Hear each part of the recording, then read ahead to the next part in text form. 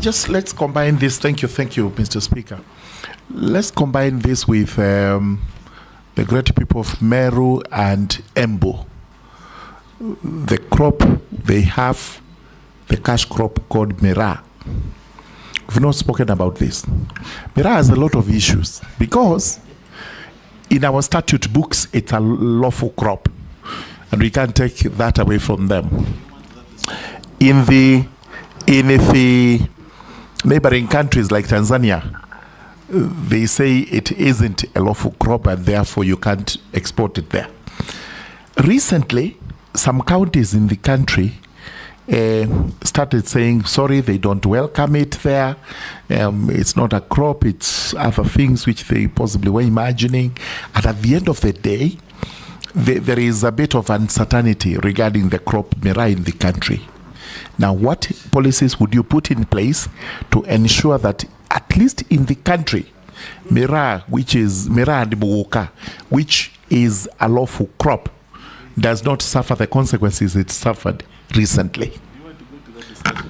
I am asking the nominee, not you. Speaker, maybe just to supplement what the Honorable Mula is asking, the nominee could tell us, leveraging from your experience with the World Bank and other donor organizations, including the EU that you've worked with, how would you help to harness resources? Because what Honorable Mula is asking is critical. I know government, through the markets that are being developed, they have cold storage facilities for dealing with the perishable products like the tomatoes Honorable Mula is asking.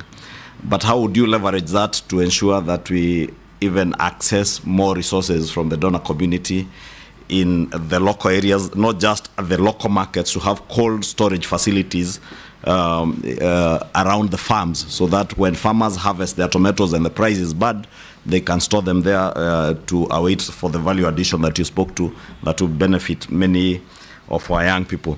But also, you mentioned something that you worked on livestock insurance. I don't know whether you said you did that working with the EU or with the World Bank. And the president has already considered to the country one of the problems that his former cabinet had was a failure in communication.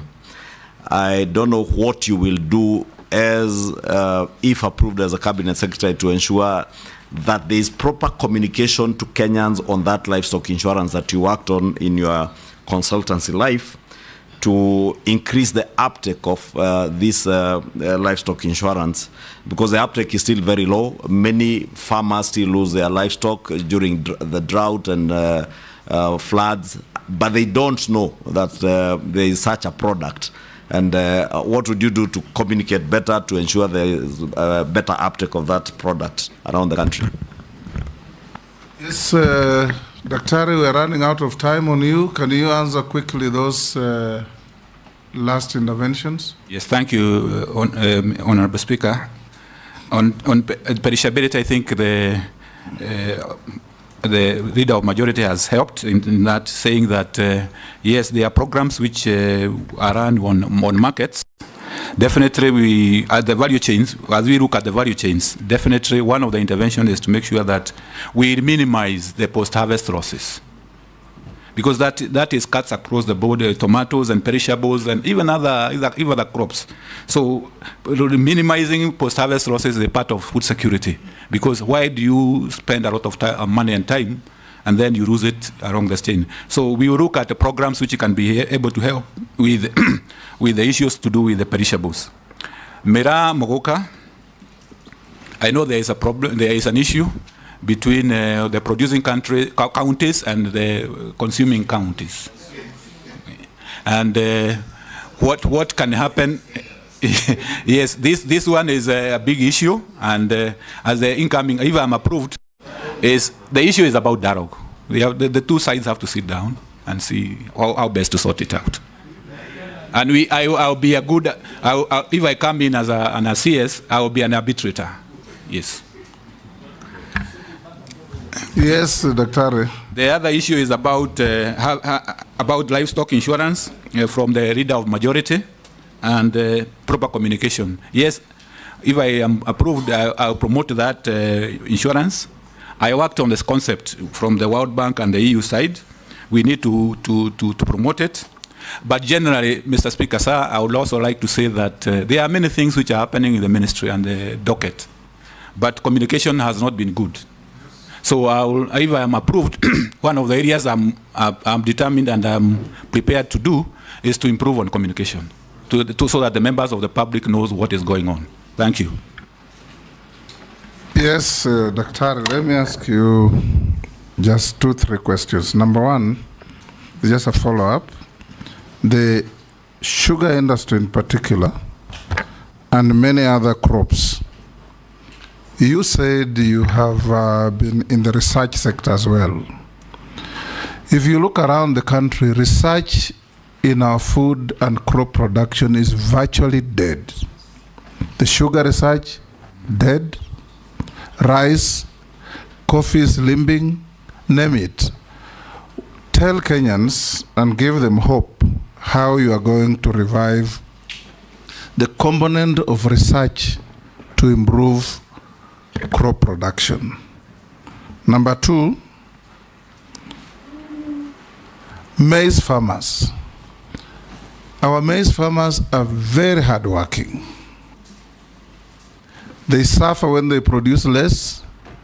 They suffer even more when they produce more because of market. What are you going to do in terms of policy intervention to create a proper marketing system and program for maize and other cereal farmers in the country? Did I hear you say you participated in the creation of AFA? Yes, Mr. Speaker. Are you aware that now, out of the outcry for the failure of AFA to manage the agricultural sector, it is being dismantled? There's been a Tea Act now, born out of AFA. There's a sugar bill coming to the end, born out of AFA. There's a request on my table for a maize bill, moving away from AFA. There's a pyrethrum bill moving out of AFA. And all this dismantling of AFA, does it point to your error of judgment in your previous engagement that you as a consultant advised and participated in amalgamating all agricultural activities into one humongous act that didn't work and is now crumbling? Thank you, Mr. Speaker. On research, I think, let me say on the onset that this is research is a mandate of the national government, and I agree 100% with you. It has not been well in research. When you look at Caro, you look at coffee, you look at all the other sectors. And mainly, we have the capacity in terms of human resources. We have the infrastructure. Mainly, it is the issue about financing. And coming in, if I am approved as a cabinet secretary and coming from research, I will put my best foot forward, especially on the exchequer side, so that we convince the national treasury that agriculture research is very vital. If you don't have research, you don't have technologies. You don't have, so that we can get more resources going towards research, both in all the crops. Secondly, is the issue about farmers' participation in research. If you look at coffee, tea, they used to have a foundation where I used to work. Farmers were very happy. They used to contribute very gracefully. But that has ended. So we have, if I am approved and I come back as a cabinet secretary, I have to look at how can we involve the farmers better in terms of management of research and their role in financing. Maize farmers. Yes, the maize farmers, the issue about marketing system. We know the major player here is National Cereals and Produce Board and the millers who participate in marketing of maize. So it's an area where the government has intervened in terms of giving the inputs, so the supply increases. But when it comes to mopping up, it has become a problem. Because one of the areas which the challenge there, Honorable Speaker and members, is that when you try to push the prices up, the consumers are losing. So there's a dilemma there. So it's an area which is dicey, and it requires careful consideration, and I'll give it my due attention. In terms of AFA, the original principle was okay, in that you try to, just like we have in energy, we have an energy regulatory authority. We wanted the same, and if you go to other countries, and honorable members have pointed out that in other countries we need to copy what is working. If you go to India, if you go to Brazil, they have one authority controlling a lot of agriculture activities. What is, and I'm convinced is, one of the issues which came through is the way it was amalgamated, it was the way it was structured, and the way it came out, in that we were not able to give due attention to all the commodities as they were supposed to be. The original idea was okay. It is the execution part which was challenging.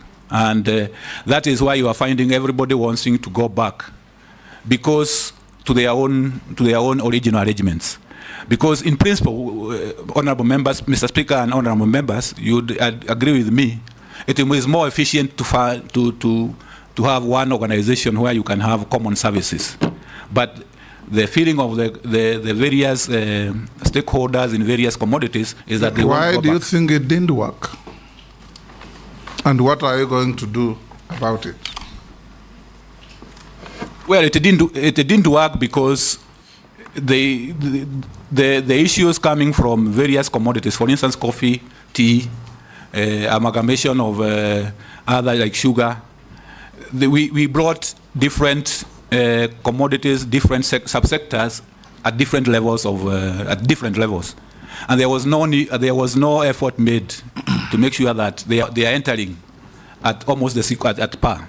So, be it as may, if I'm approved, is to look at what is going on, to see what the stakeholders are saying, because we have to go with the stakeholders. If they say today we want tea, you cannot force them on alpha. Thank you. Thank you. Yes, Jeanette. Speaker, this is what one of the public members is saying. Dr. Andrew Muya Karanja, Ministry of Agriculture, CS nominee, says that we will always have sugar deficit. Always. Is in there a government policy that will we become self-sufficient across all sectors in agriculture? How can Eswatini, former Swaziland, which is smaller than Elgeyo Marakwet County, be one of the biggest sugar exporters in the world? Asian countries like Vietnam never had coffee, yet it's now one of the biggest coffee exporters in the world.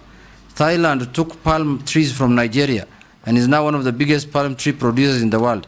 Problem of Kenya is total absence of initiative to change the status quo. Why then be a Minister of Agriculture if you believe that you will always be importers of sugar? And the rest I don't want to say. Then he told you, how can he actually say we will always be sugar importers? Nyanza province alone can produce more sugar than Eswatini or Sudan.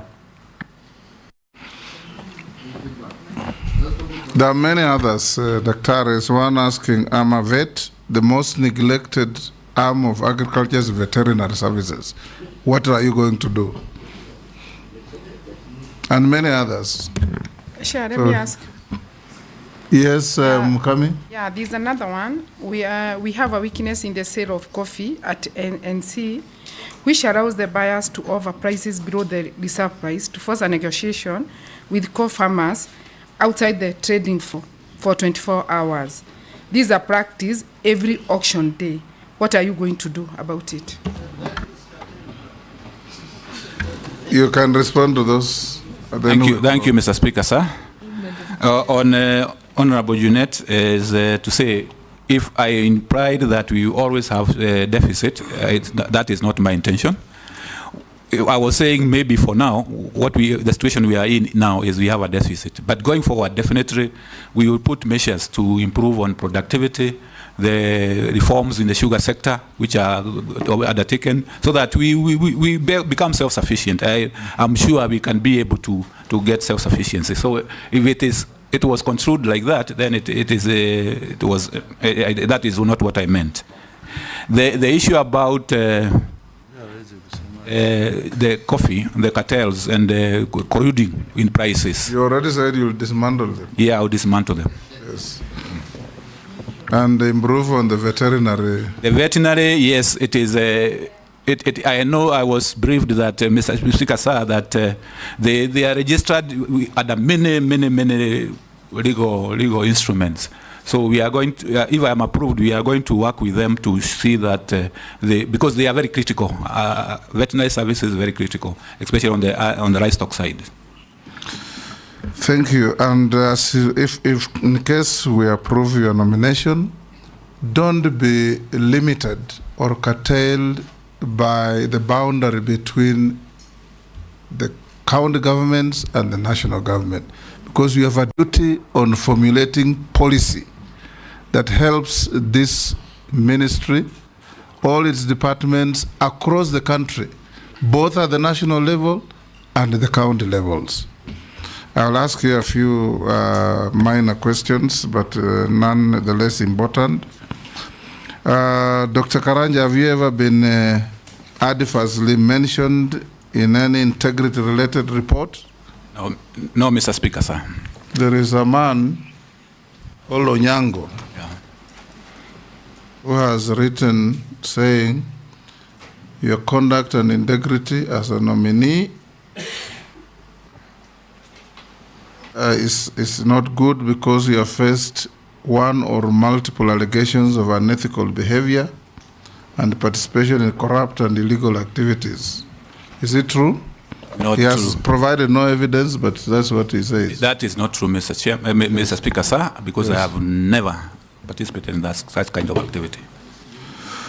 Do you hold any leadership position in any political party?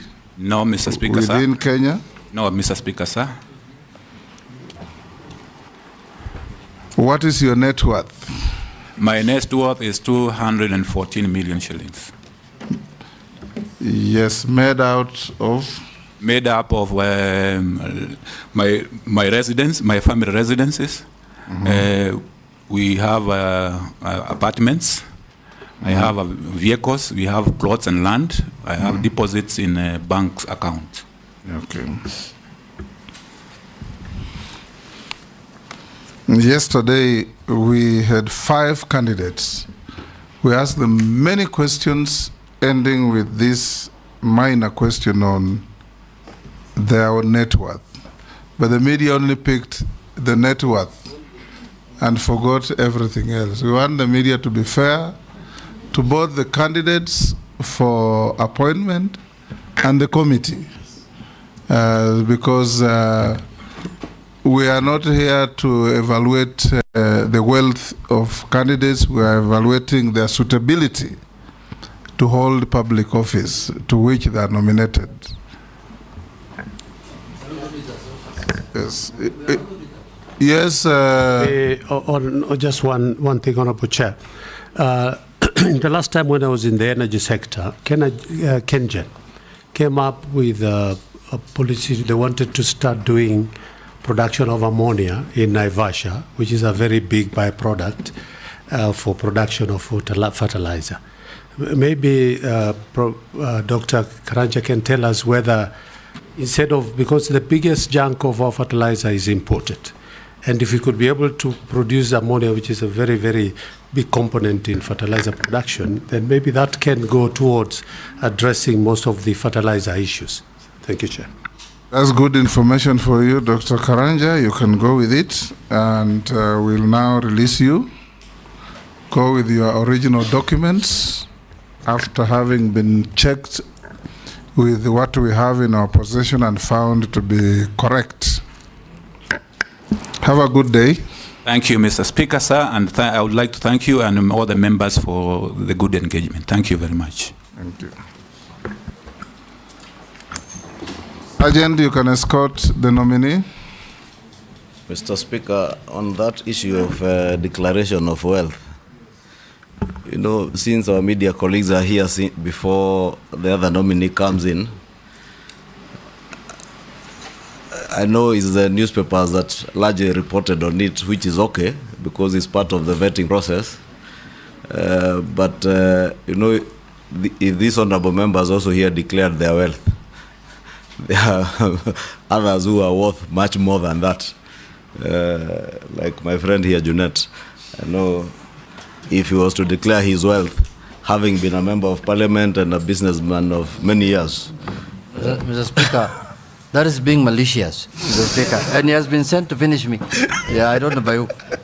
My only concern is that you asked the candidates many incisive questions. And the question of their worth was at the tail end of every interview. And even the candidates gave very clear explanations, like Soipan said, her growth is because of the appreciation of the assets that she had. And I believe it applied to everybody. But what we see in the headlines is totally different. In fact, the Honorable Soipan said appreciation of land and a house she has acquired in Nairobi. And I think it's important for the public to also know all these cabinet secretaries once appointed into office, just like members of parliament, access mortgage facilities to buy property in Nairobi if you didn't have one. Soipan has also been a member of parliament for 3 terms. So it's fair because maybe next time it will be these members here will be here being vetted to appreciate that Honorable Mary Amase has been a member of parliament for 3 terms. Whatever she is worth, and she also has other consultancy she does and other businesses. What about me 6 terms? We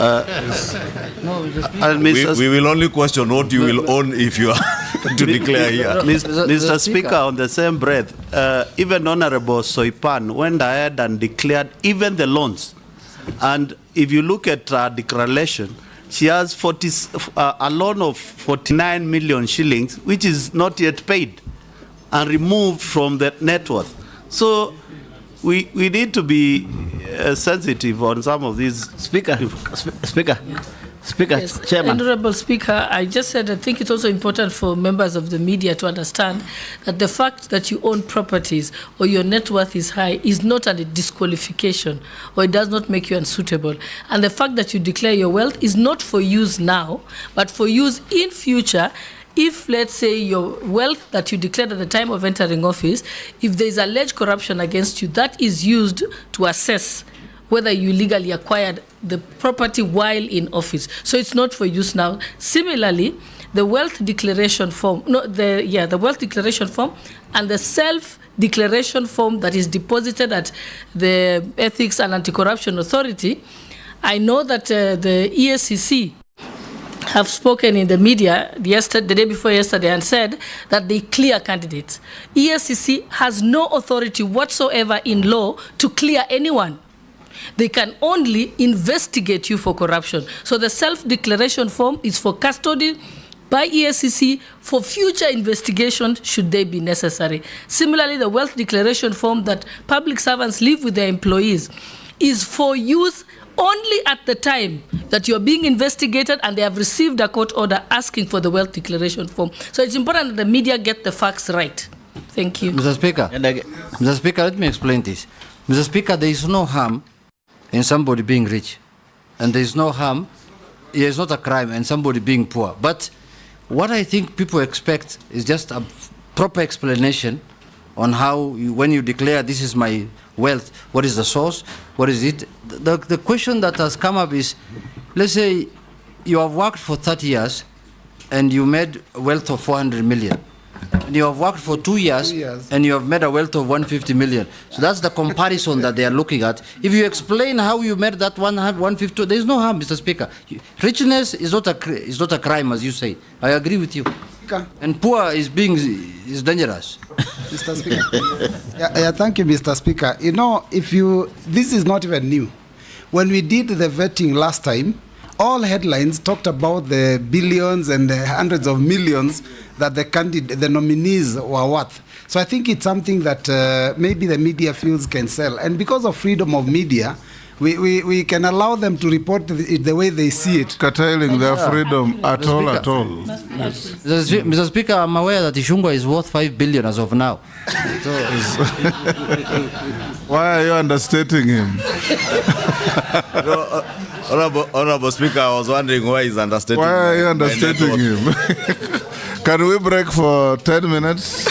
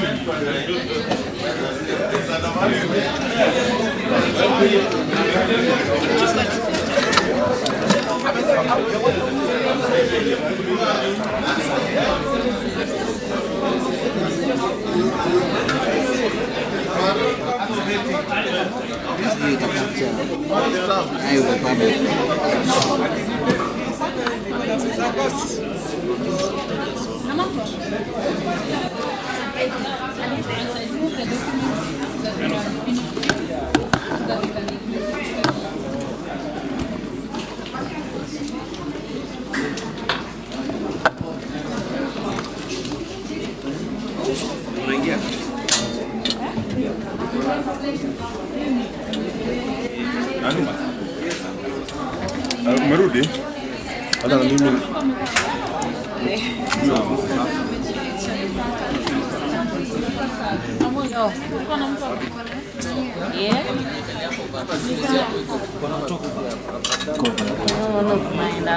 Unajua tunaekanga sauti kwa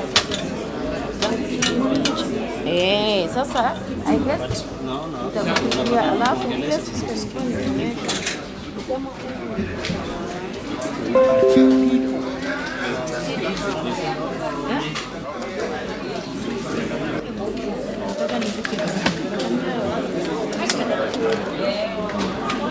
sasa nimeweka nini matiko tu bado napeleka na kelele ni watu hapa kwangu ni watu wanapita alafu unaona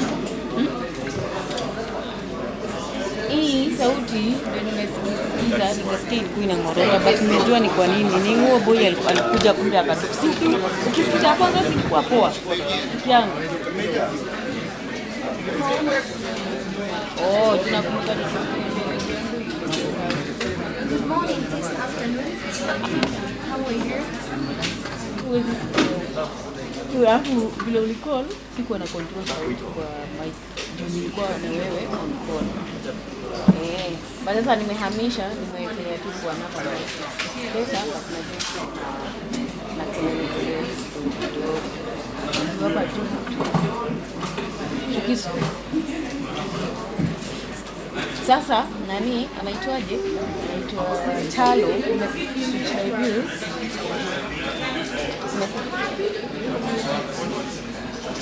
Nimeswitch nani amesema tena anaitwa nani Chalo. Ndio anasema ati hivi tapale mambo ambayo yakienda Chalo anasema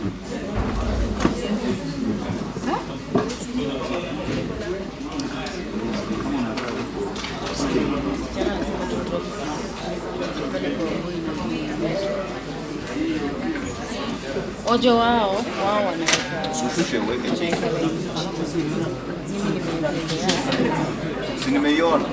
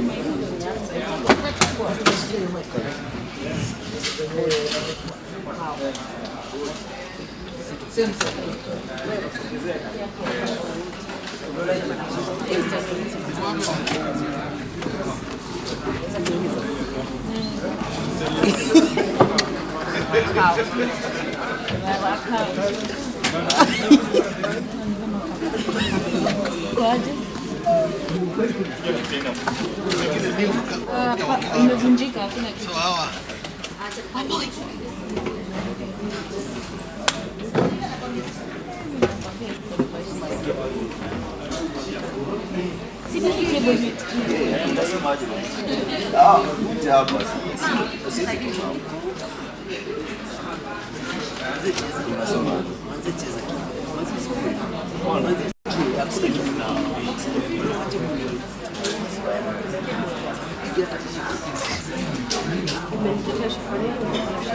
Hello? Hello? Eh?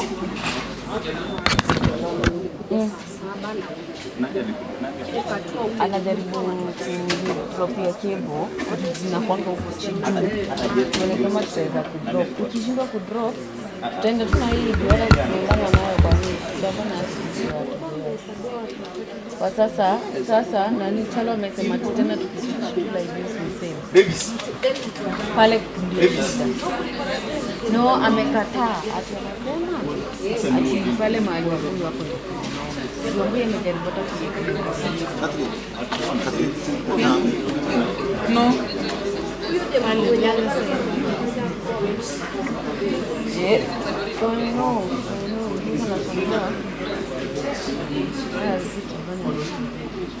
You switch off. Like this. Aiende pale kwa mgonjwa ambuke.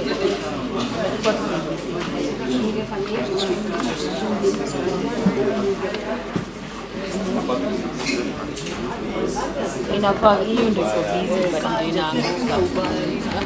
Mwambie tena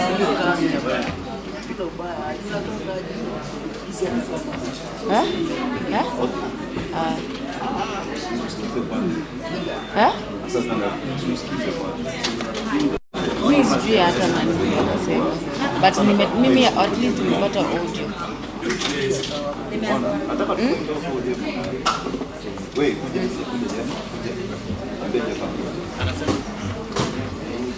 Wanaenda mpaka nini? Wanatoka wanaenda uwanja. Hebu uliza Chalo.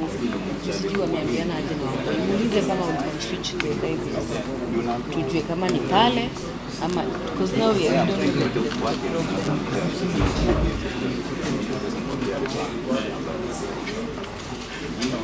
Aki alikosea. Aki huyu ukaona venye amenitetesha almost mpaka you know the challenge is that ni nani huo msichana mwenye ana mtu hidden ana mtu vizuri sana. Sasa yeye alitokuwa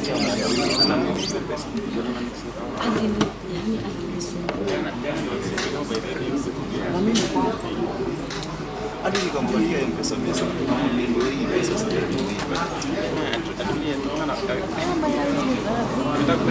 tunapoa chai ama tunapoa lunch. Pia kuna chai kabui kale kanachukua kachai kanaingia na kukaa aja alikuwa shida ya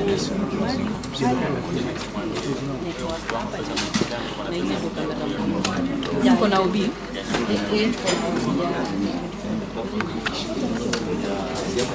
sisi nayo tunafanyanga tunacho conversation hiyo ilikuwa sasa anajua na like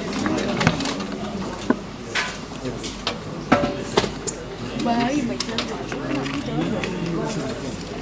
na ule mzee sikimwambia sasa hivi atakupita hapo umesemaje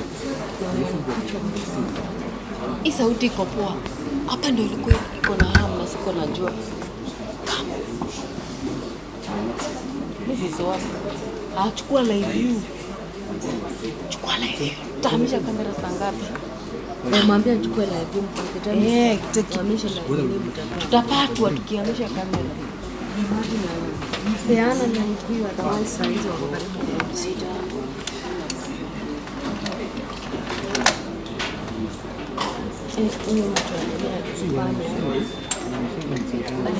na nienda nilicho wacha kuonyesha messages utashangaa hapo alikuja kaniambia natoka na huyo aka encourage kaniambia So ilikuwa hata ilikuwa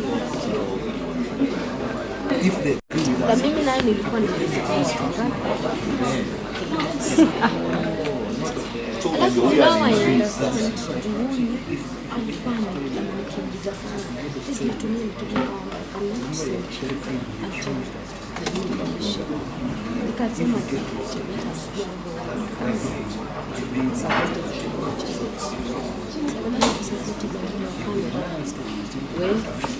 vile muda kosi nasikia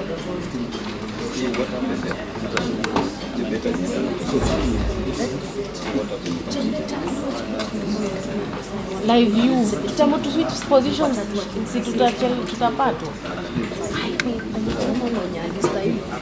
sasa huyu anasema nani mwerome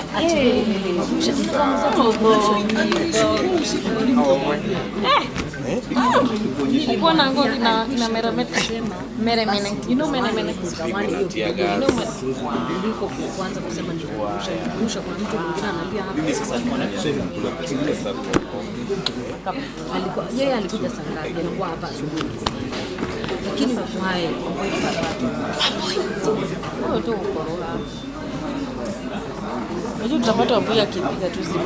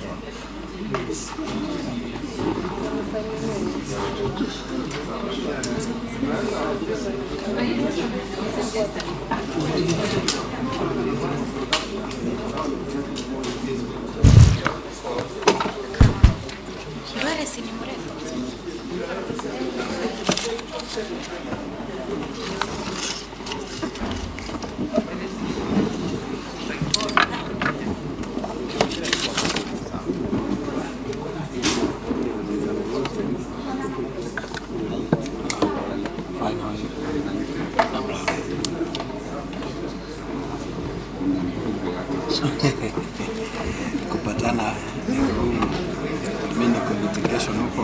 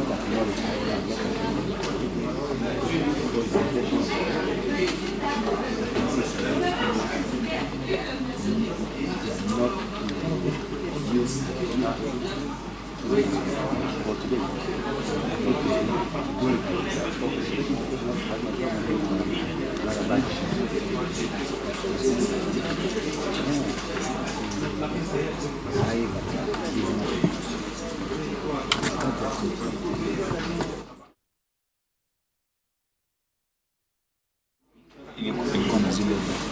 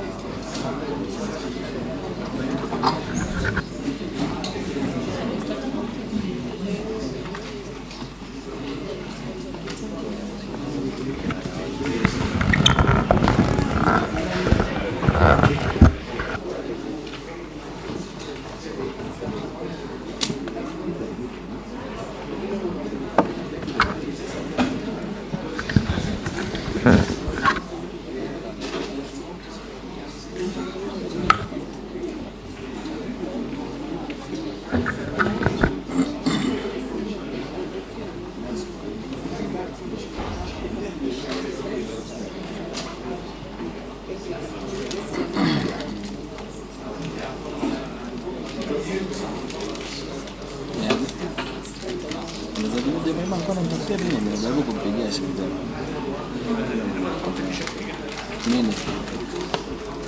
Kuna nini? Oh.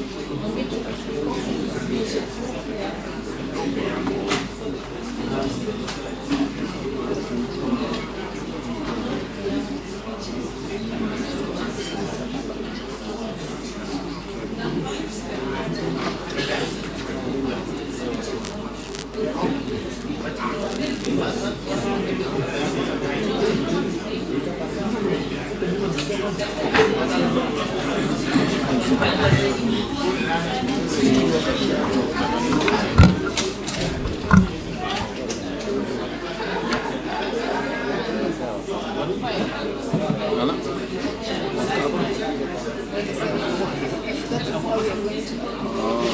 Tumekaza kwa gari.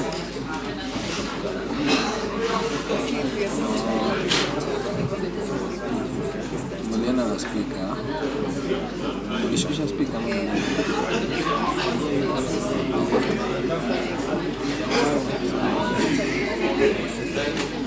Yeah, number 2 sasa.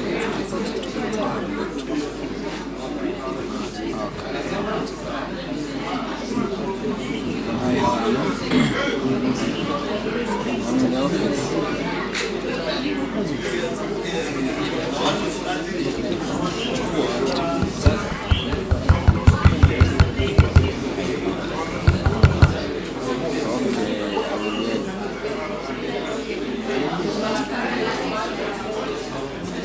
Yes.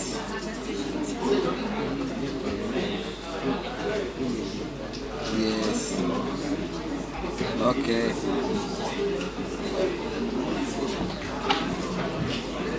Yes. Yeah, just see you, then me, I go back to the office. Travel safe, okay.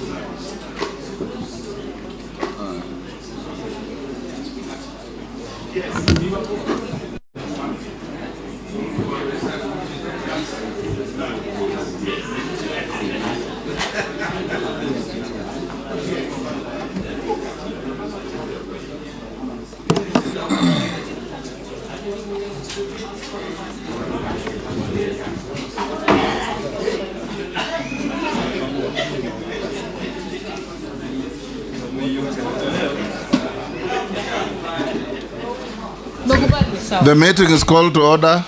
Rahim, umekubali nini? Namuguka?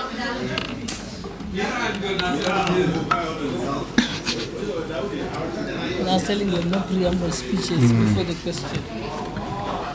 Because even the candidate gets confused. Honorable members, we should call in.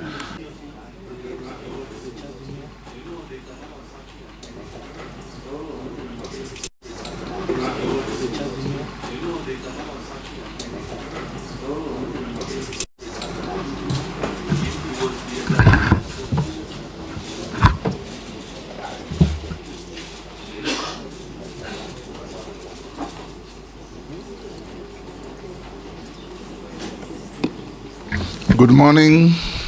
Good morning, Mr. Speaker. You are Honorable Adan Bare Duale, AGH. Yes, Mr. Speaker. Welcome to familiar ground. Absolutely. You have the privilege of being vetted twice within 2 years, and you're welcome to this parliamentary committee on appointments. I'm the chairman, the Speaker of the National Assembly. We have the Deputy Speaker, Gladys Boss. We have Njoroge, our clerk. I'll invite all the members to introduce themselves for the record, starting with Naisula. Naisula Lesuda, MP Samburu West. Kimani Shongo. Junet Mohamed. Nelson Koech. Kosing David. Gikaria David. Abdul Rahim Daud. Ferdinand Kevin Wanyonyi. George Gitonga Murugara. Owen Baya. Robert Mbui. Didoraso. Abdishurie. Shimboko. Dehab Mukami. Caleb Amisi Sabot. Thank you. Honorable Duale, you know you have appeared here before, so before we start, we'll take your evidence on oath. So you have a choice between the Quran, the Bible, or affirmation. You obviously is the Quran. I have only one choice. Take the Quran in your right hand, be upstanding.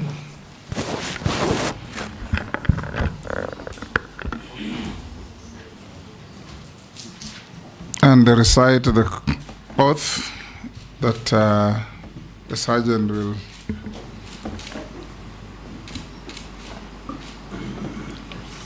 Bismillah. I, Aden Bare Duale, do swear that the evidence I shall give before this committee on the matter under its consideration shall be the truth, the whole truth, and nothing but the truth, so help me God. Thank you. Take your seat and sign the oath.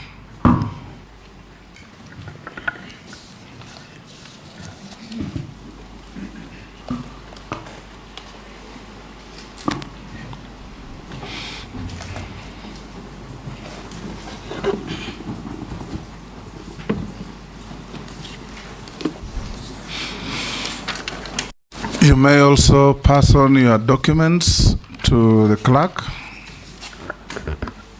for him to be able to cross-check with what is in our possession. So we'll start, Honorable Duale, by asking you introductory questions.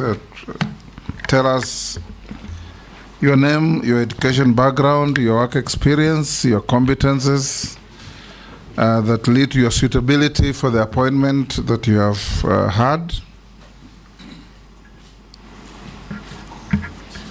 Thank you, Mr. Speaker and honorable members of the Appointment Committee. Speaker, on the onset, I want to thank you and this committee and the entire House for giving me this opportunity to appear for vetting for the second time. I also want to thank His Excellency the President for according me a second opportunity in a different ministry to serve the people of Kenya. Mr. Speaker, I grew up in Garissa. I went to school there, Garissa High School, Boys Town Primary School, Moi Forces Academy. I did my first graduate degree in Moi University, Bachelor of Education Economics. And finally, I did my master's in business administration in 2011 at Jomo Kenyatta University of Science and Technology. I worked in the private sector. I was a businessman before I joined politics in 2007. I served the people of Dugis between 2008 and 2013. During the Grand Coalition government, I was an assistant minister for livestock. I served with you, Mr. Speaker, in that government as the Minister for Foreign Affairs. And between 2013 and 2014, the people of Garissa Township gave me an opportunity to serve them again. And again to serve them between 2017 and 2022. And again, they gave me an opportunity to serve them between 2022 for about 2-3 months. So I served as a member of parliament for 4 consecutive terms, which the last one I did not complete because the president in his wisdom poached me from the legislature and to help him in the executive. I was the first majority leader under the 2010 Constitution. I served for 8 years. I led in making sure that the government business during that period sailed through. Over 150 bills were enacted, had my signature. And Mr. Speaker, I had a wonderful time working with a cross-section of leaders from different parts of our country, from different gender and age, and from different political formation. As the Minister for Defense for the last 2 years and 1 month, Mr. Speaker, my record speaks for it. Today, I can confirm without fear of contradiction that the housing project since independence. Over 4,000 housing units are under construction. Launched them in Laikipia, in Nyanyuki, in Gilgil, in Mariakani, in Roysambu. Through this August House, I passed the Prime Healthcare Fund, where now the Kenyan citizens have an opportunity partially to access the robust medical facilities and hospitals, the level 5 and level 4 hospitals of the Kenya Defense Forces. If you are in Eldoret, if you are in Nakuru, if you are in Mombasa, if you are in Nairobi, you can at certain level access. Through this House, Mr. Speaker, I passed the National Peace Fund, which is now domiciled, that helps our men and women in uniform who serve in peace missions. Today, there's enough resources to buy them the required equipments within the standard of the UN peacekeeping missions. On defense diplomacy, Mr. Speaker, I am the first minister in the history of Kenya to host the US Secretary of Defense, to host the UK Minister for Armed Forces. Today, as I leave the Minister of Defense, through the what they call the excess defense article, 150 vehicles, anti-mine vehicles have been donated to the Kenya Defense Forces. I secured $57 million for the expansion of the Manda airstrip in a partnership between Kenya and the US. The National Defense College today, under the support of the partnership we have with the US government, is constructing the largest in our region, the School of Strategic and Security Studies, to the tune of $5 billion because of that. And finally, I want to say it, the only center, the Center for Terrorism, Counterterrorism, Counterinsurgency in Laikipia, funded by the US, UK, and the Kenya government. One of its type is ready for commissioning. Of course, in the war against terror, Mr. Speaker, in the last 2 years, Boni is safe, the North is safe, Nairobi is safe. Kenya Defense Forces have taken the war to Al-Shabaab inside Somalia.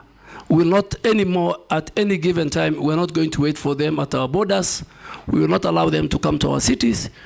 We have taken the war to them. So, Mr. Speaker, my qualifications, academic qualifications, my experience as a member of parliament and as a leader in this country, the stint I had as the Minister of Defense, my age, my role in the private sector and business gives me the required testimonial. But finally, to say, Mr. Speaker, I have never been indicted in adversely in any report of Parliament.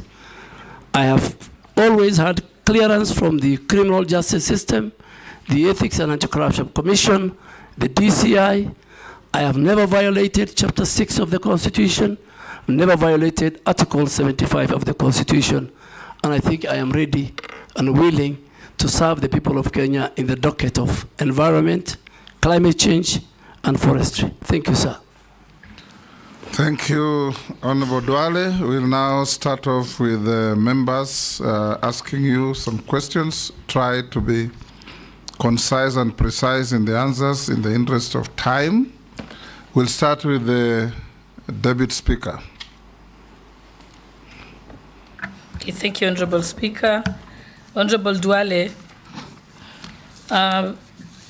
you will recall that during COP27, the President made it clear that Kenya's biggest export would be carbon credits, and asked for a simple and transparent system of ensuring that people can access these market systems, and not just the intermediaries, but also down to the local people. If approved, how are you going to ensure that this carbon trading trickles down right to the small communities? And in connection to that, on the 22nd of December 2022, the government launched the African Landscape Restoration Initiative.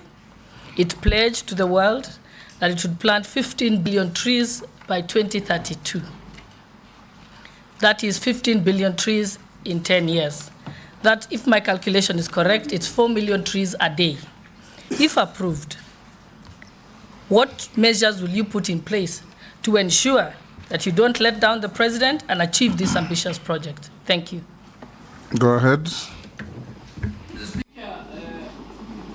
Carbon credit, carbon markets, carbon trading, carbon offsets.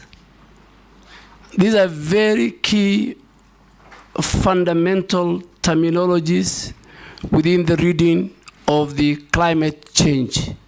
And this August House, Mr. Speaker, last year amended the Climate Change Act. To be more precise, in September, just before we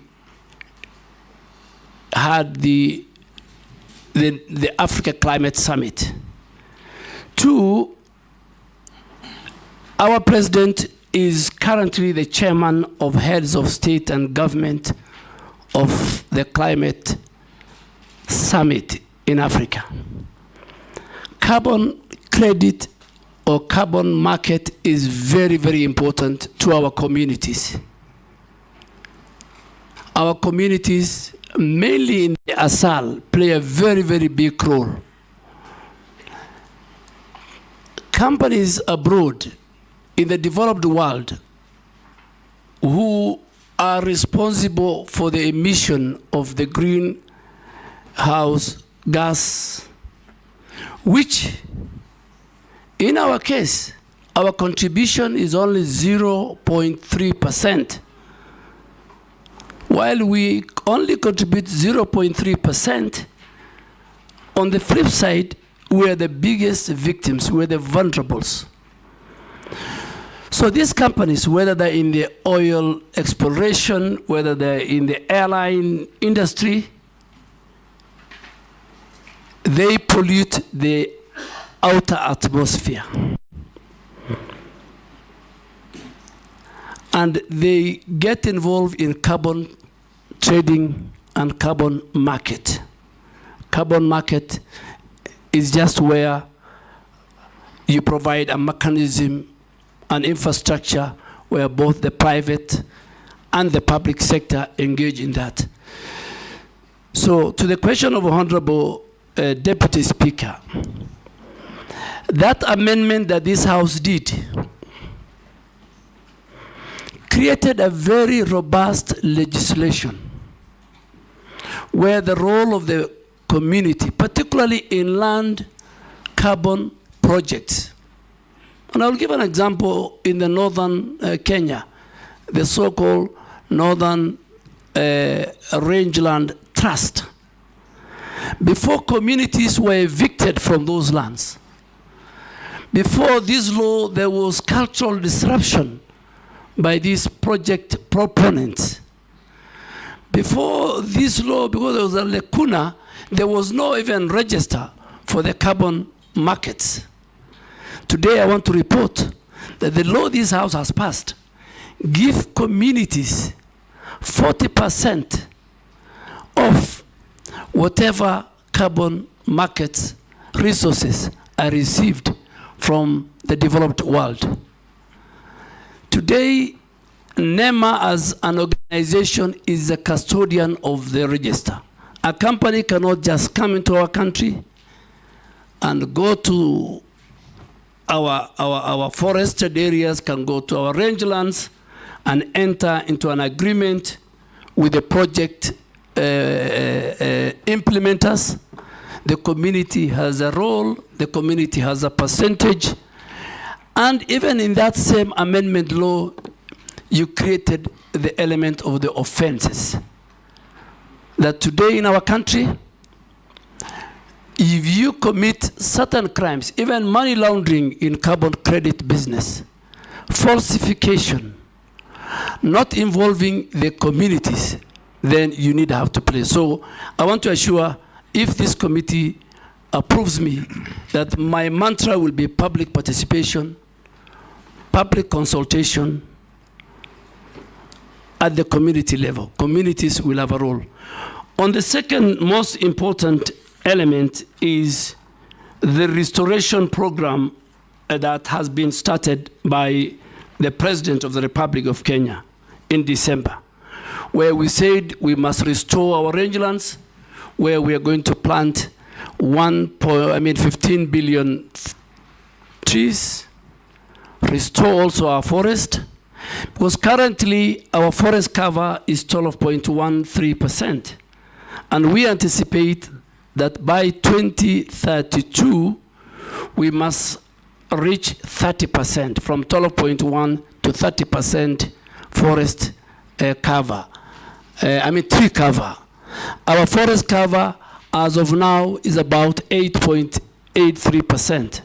So, Mr. Speaker, a number of strategies has been put in place so far to give the status. So far, we have done 400 million trees out of the 15 billion. That is not a very good indicator. I think we're not doing very well. And I want to do a number of things if this committee approves me. Number one, and it has happened in other countries like Ethiopia, it can be a trickle down. The restoration program, the planting of trees, must be a bottom-up approach. The communities must own it. It must be citizen-driven. And we must mix it with a situation where 10 to 15% of the trees we are going to plant must be fruit trees, that communities see the value, that as you plant trees, they also plant mango, they plant many, many other fruit trees that will entice our communities at the rural sections of our society. Two, this program requires serious resource mobilization. So there will be a resource mobilization both by government, by donors, by the private sector. Thirdly, and most important, we must preserve the current forest that we have. We need to do 11 million kilometers of fence of all the forests that we have in our country. Thirdly, the private sector must be given a space. Private sector, where the corporates have a role in all their strategic partners, whether it's Safaricom, whether it's the banks, that every section of our degraded forest area, a certain private sector person is given to, and they can use it even to rebrand it and even own it. So, Mr. Speaker, communities play a very big role, and I am sure right now as we speak, 4 ministries are leading: the Ministry of Interior, the Ministry of Defense, the Ministry of Environment. There are 3 ministries which are at the bottom, including the Ministry of Agriculture. If this committee approves me, Mr. Speaker and honorable committee members, I think this is a game changer. On the flip side of it, Mr. Speaker, that again will be linked to the carbon credit. A lot of resources will come to our country, because the more we restore our forest, the more we'll play a role in the reduction of the emissions, the greenhouse emissions. So on one side, it's good for our country. We will increase our forest cover. It's in the Constitution. And Mr. Speaker, let me say it. In our preamble, Article 4 of our preamble talks about the environment. We must preserve our environment. It's our heritage. So it is, it's not even an article of the Constitution. It is in the 4th preamble of our Constitution. Thank you, Mr. Speaker. Thank you. In the next questions, Honorable Dwale tried to hit pointed answers. That was a good introduction to what is actually the epicenter of your ministry. I'll now ask the Majority Leader. Thank you, Honorable Speaker. Maybe just to start with a clarification, Honorable Dwale, you said you work with corporates to restore degraded forest and own it. I hope you said you don't mean to transfer ownership to the corporates.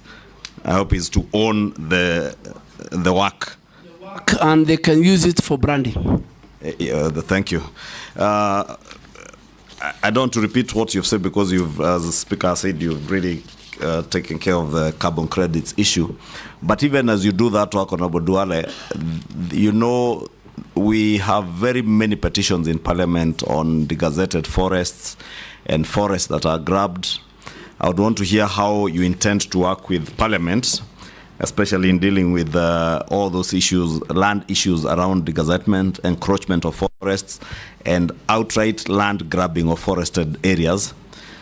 Case in point, I'm aware, I know, and I don't know if you may be aware of the Ololua forest matter just outside Nairobi, and what you would intend to do to reclaim all this grabbed forest land. Mr. Speaker, when I look at the ministry and even Parliament, there are a number of petitions touching on forest, grab land of the forest, part of the forest be put under use either for agriculture, for even government offices across the country. And the history of forest being grabbed, being encroached, is as old as the Republic of Kenya. In my entire life in Parliament, from the Mao forest, when the Honorable late Michuki was the Minister for Environment, it's a recurring thing.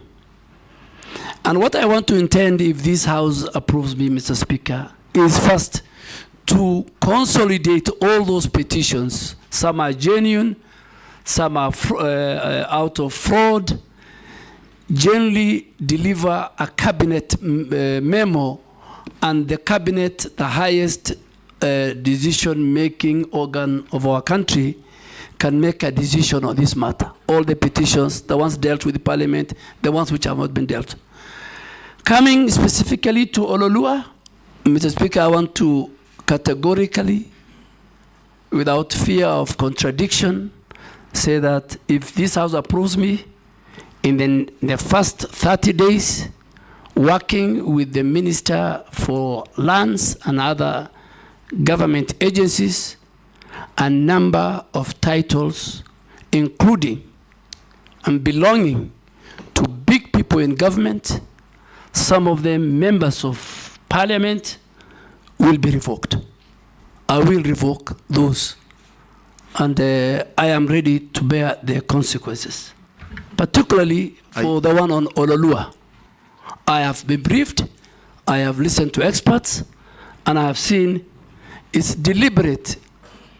In the last 2 years, there are people who got illegal title deeds, and I think it will be the first place I will visit, and also with the Committee on Environment, and I hope the chair is a member of this committee, my chair. We will visit, and please, Mr. Speaker, some of your members might be casualties. No problem. If you do what is right, we will support you. Yes. Mr. Speaker, is that to say the CS nominee actually knows the grabbers of Ololua Forest? Because he has claimed they are senior government officers, including members of Parliament.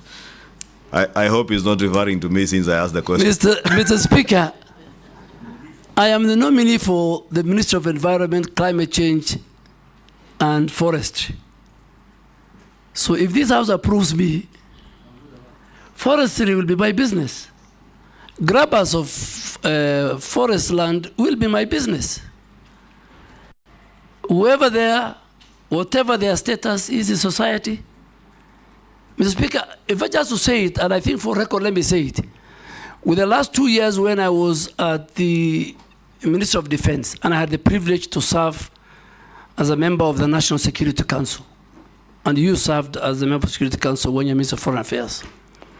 If today I'm asked between Al-Shabaab and corruption, which is a threat to the national security of Kenya, without fear of contradiction, I say corruption is more of a threat to our security and our existence than Al-Shabaab, because Al-Shabaab, you can identify, you know their location, you know their capability, but corruption is the one that is killing our country. So, as I go to environment, from NEMA to forestry, at least, if you are hearing me and you sit here or you are somewhere and you have allocated yourself illegally some forest land, be warned if this committee approves me.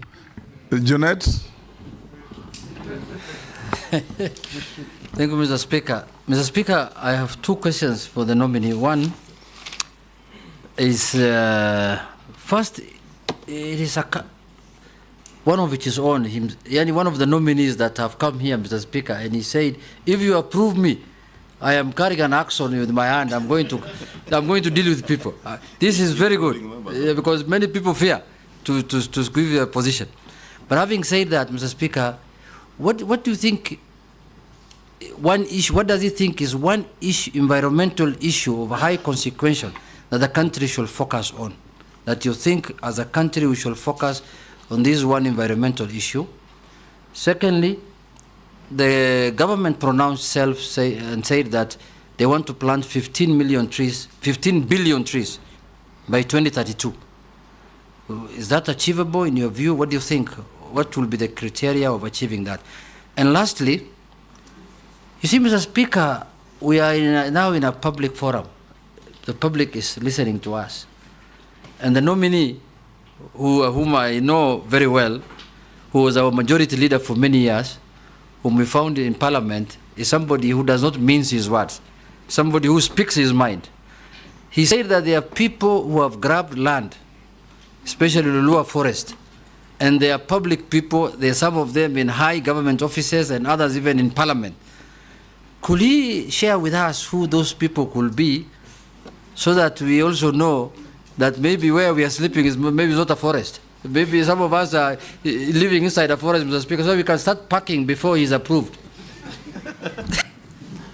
Mr. Speaker, Honorable Junet has asked me 3 questions. The first question was, what is this one thing that is serious and a threat to our environment?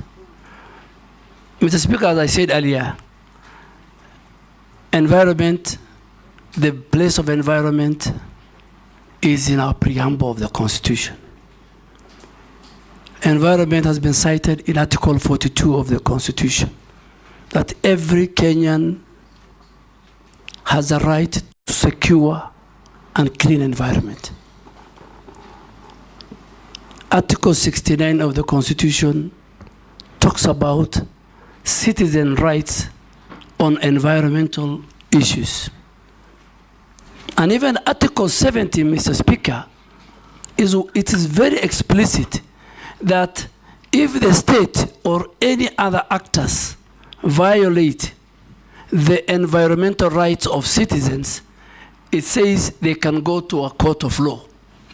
So public participation, stakeholder engagement, citizens' right is very key to environment. But with these rights to the environment comes with responsibility. All of us have a responsibility to protect and preserve our heritage, which is our environment. Three critical things, Honorable Junet, that we are facing as a country. We are facing pollution, very serious, both air and water. We have serious pollution. I am sure some of the members and the citizens listening to me, our air is polluted by industries, by noise pollution. Then you come to our rivers. Our rivers, our oceans are polluted. Mr. Speaker, the 3 rivers that originate from Honorable Ichungwa's constituency, it's called the Ondiri Swamp. By the time, because of the the sewage and all the other things that they pass through, the Athi, the Madare, the Ngong rivers, is completely polluted. The second thing, Honorable Junet, is our biodiversity. Our biodiversity. But from Dagoretti, the origin is very clean. Yes. Yes, Honorable. Thank you for that information. Yeah, the origin is clean, but it's very subjective, so we need to go with you and check. So biodiversity. A lot of the biodiversity, whether big, small, our heritage, are finishing. How are they finished? Through agriculture. Even the small insects, through agriculture, through road constructions. You know, infrastructure is a big threat. And then the most now I can pick it, Honorable Junet, is how we manage our waste. The waste management in our country and in our counties is in very dire situation. The law has been passed by this House. MCA of 1999, various amendments, even the coding of our waste. It's a household responsibility. Honorable Deputy Speaker, for example, if I pick her, in her own house, she's supposed to have 2 different coded bags. One for the wet waste and one for the dry waste. The person picking it is supposed to have 2 different trucks. When it goes to Dandora's site, it's supposed to have where it can deliver the dry, where it can be recycled, and where it can deliver the organic, where it can be used for fertilizer and many, many things. So those 3 issues, and also the waste management, I think is something that I will maybe later explain we must deal with. The 15 billion tree planting, Ethiopia did 30 billion. Ethiopia is a country that we can be proud of, we can learn a lot. I am ready to go to Ethiopia. I'm ready to walk the talk, help the president, talk to citizens, use leaders who are here. Leaders, stakeholders are very, very important. These tree planting, members of parliament are very, very important. It's not about taking a chopper, planting few trees, you don't know who takes care about them. In fact, the problem is, it's not about, it's planting and then making sure the tree grow. So there is planting and growing. So members of parliament, all of us, the private sector, the public sector, the communities at home, will help us. Thank you. This time around, I'll start with Miss Caleb. I've been petitioned by Mishi and Mukami that I change tact in who speaks first. You guys will be the last this time. Mr. Speaker, they didn't consult me. Now you've got me off guard, but it's okay. Give it to Mukami then. No, I will, Speaker. And ask, in the interest of time, ask one question, get one answer. Yeah, thank you, Mr. Speaker. I'll ask one question because I was trying to prepare the second one. If I get a chance, later I will. There is a major conference happening in November in Azerbaijan and Baku. Do you know the conference, the name, the history, and how Kenya can tap into such global climate conferences in the fight for climate change? Thank you, Mr. Speaker. Speaker, the 29th conference of parties to the UN Framework Convention on Climate Change, UNFCCC, which is known as COP29, will be held in Baku in Azerbaijan between the 11th and 22nd of November this year, inshallah. And Mr. Speaker, on the 11th is the first day for the heads of state and government to have their meeting, and then the next, on the 13th, will be the World Leaders Conference on Climate Change. What are the top priorities that this conference will come up with? One, this conference is supposed to deal with the adaptation of what they call the new collective qualified goal for climate financing. Climate financing has just been a talk show from COP15 in Copenhagen to all the time COP28 in Dubai. So this time we're saying, people are saying we must adapt a proper financing model. The epicenter of climate change and climate adaptation and climate mitigation is around climate financing. So that will be a discussion.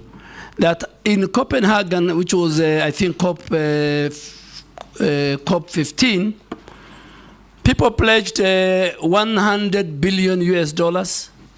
Up to now, I think nothing has been given. But for Africa and for Kenya, Mr. Speaker, we are taking the carbon credit issue. This carbon credit issue must be concluded.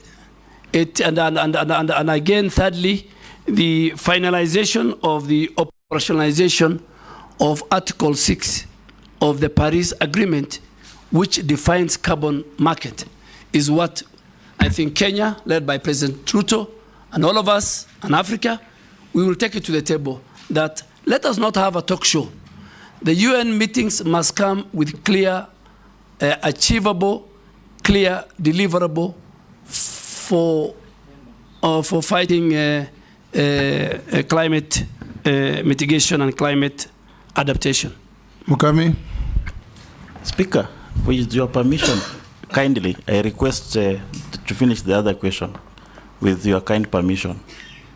Thank you, because I had to, but it's a privilege of being the first. Thank you, Speaker. I just want to know where the nominee came from, the Military of Defense, because I happen to have served in the Committee of Defense and interacted with the ministry a lot.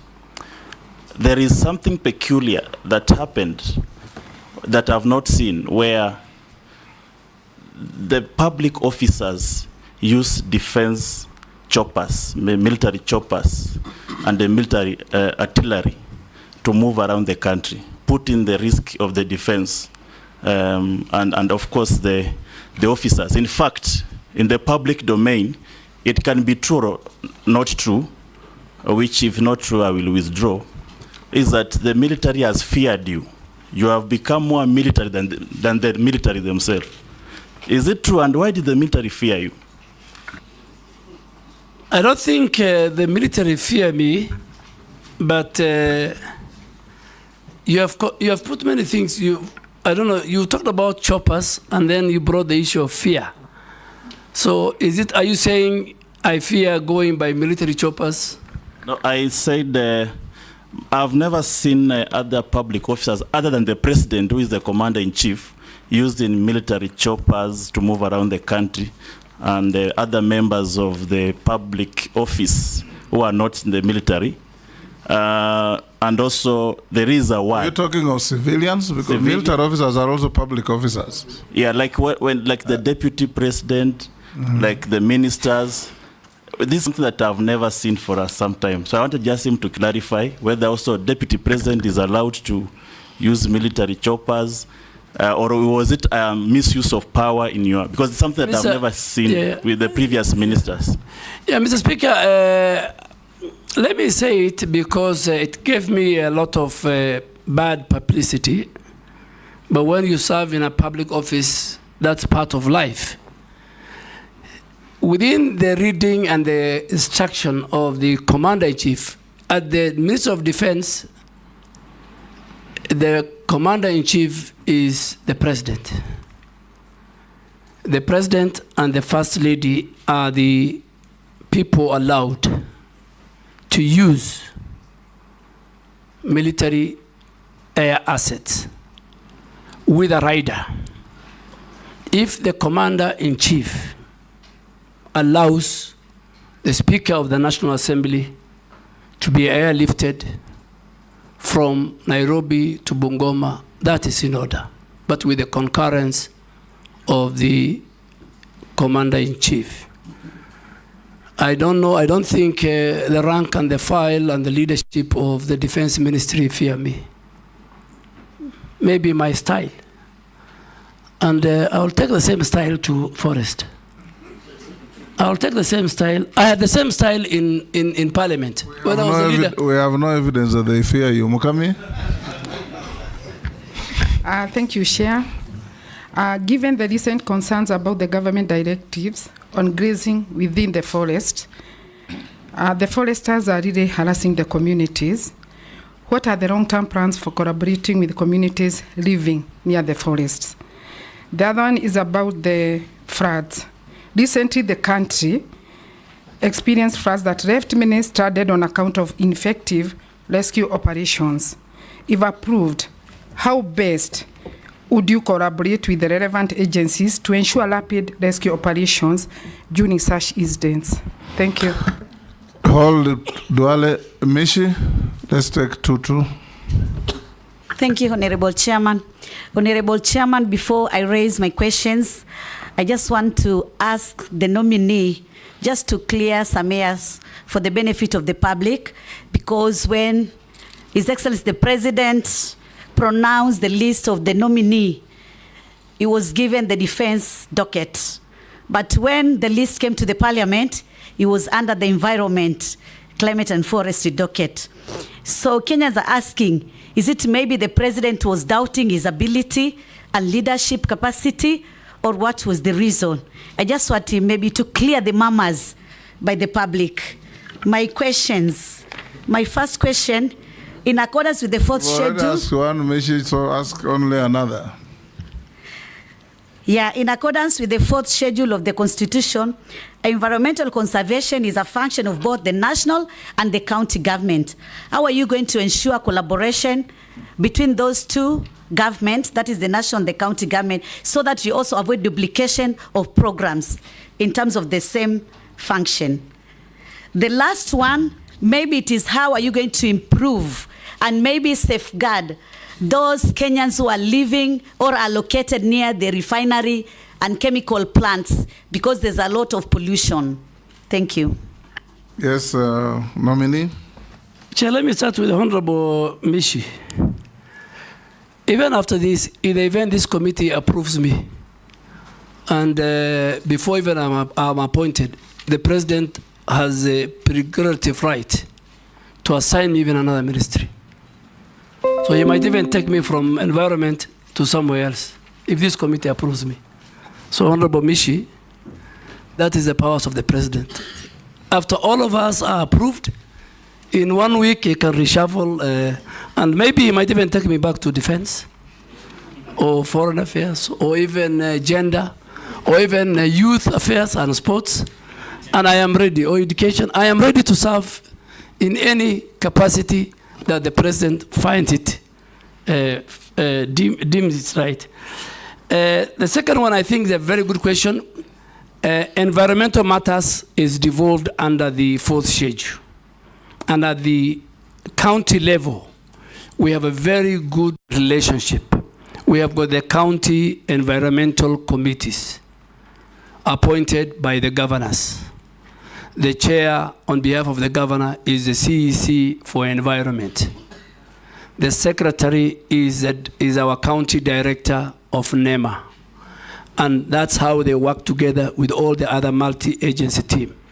But soon, if this committee appoints me, we are trying to create now, and we hope if this committee appoints me, we are going to sign a more intergovernmental environmental framework between the Ministry of Environment, Climate Change and Forestry and the Council of Governors, where I will sign and the chair of the Council of Governors will sign.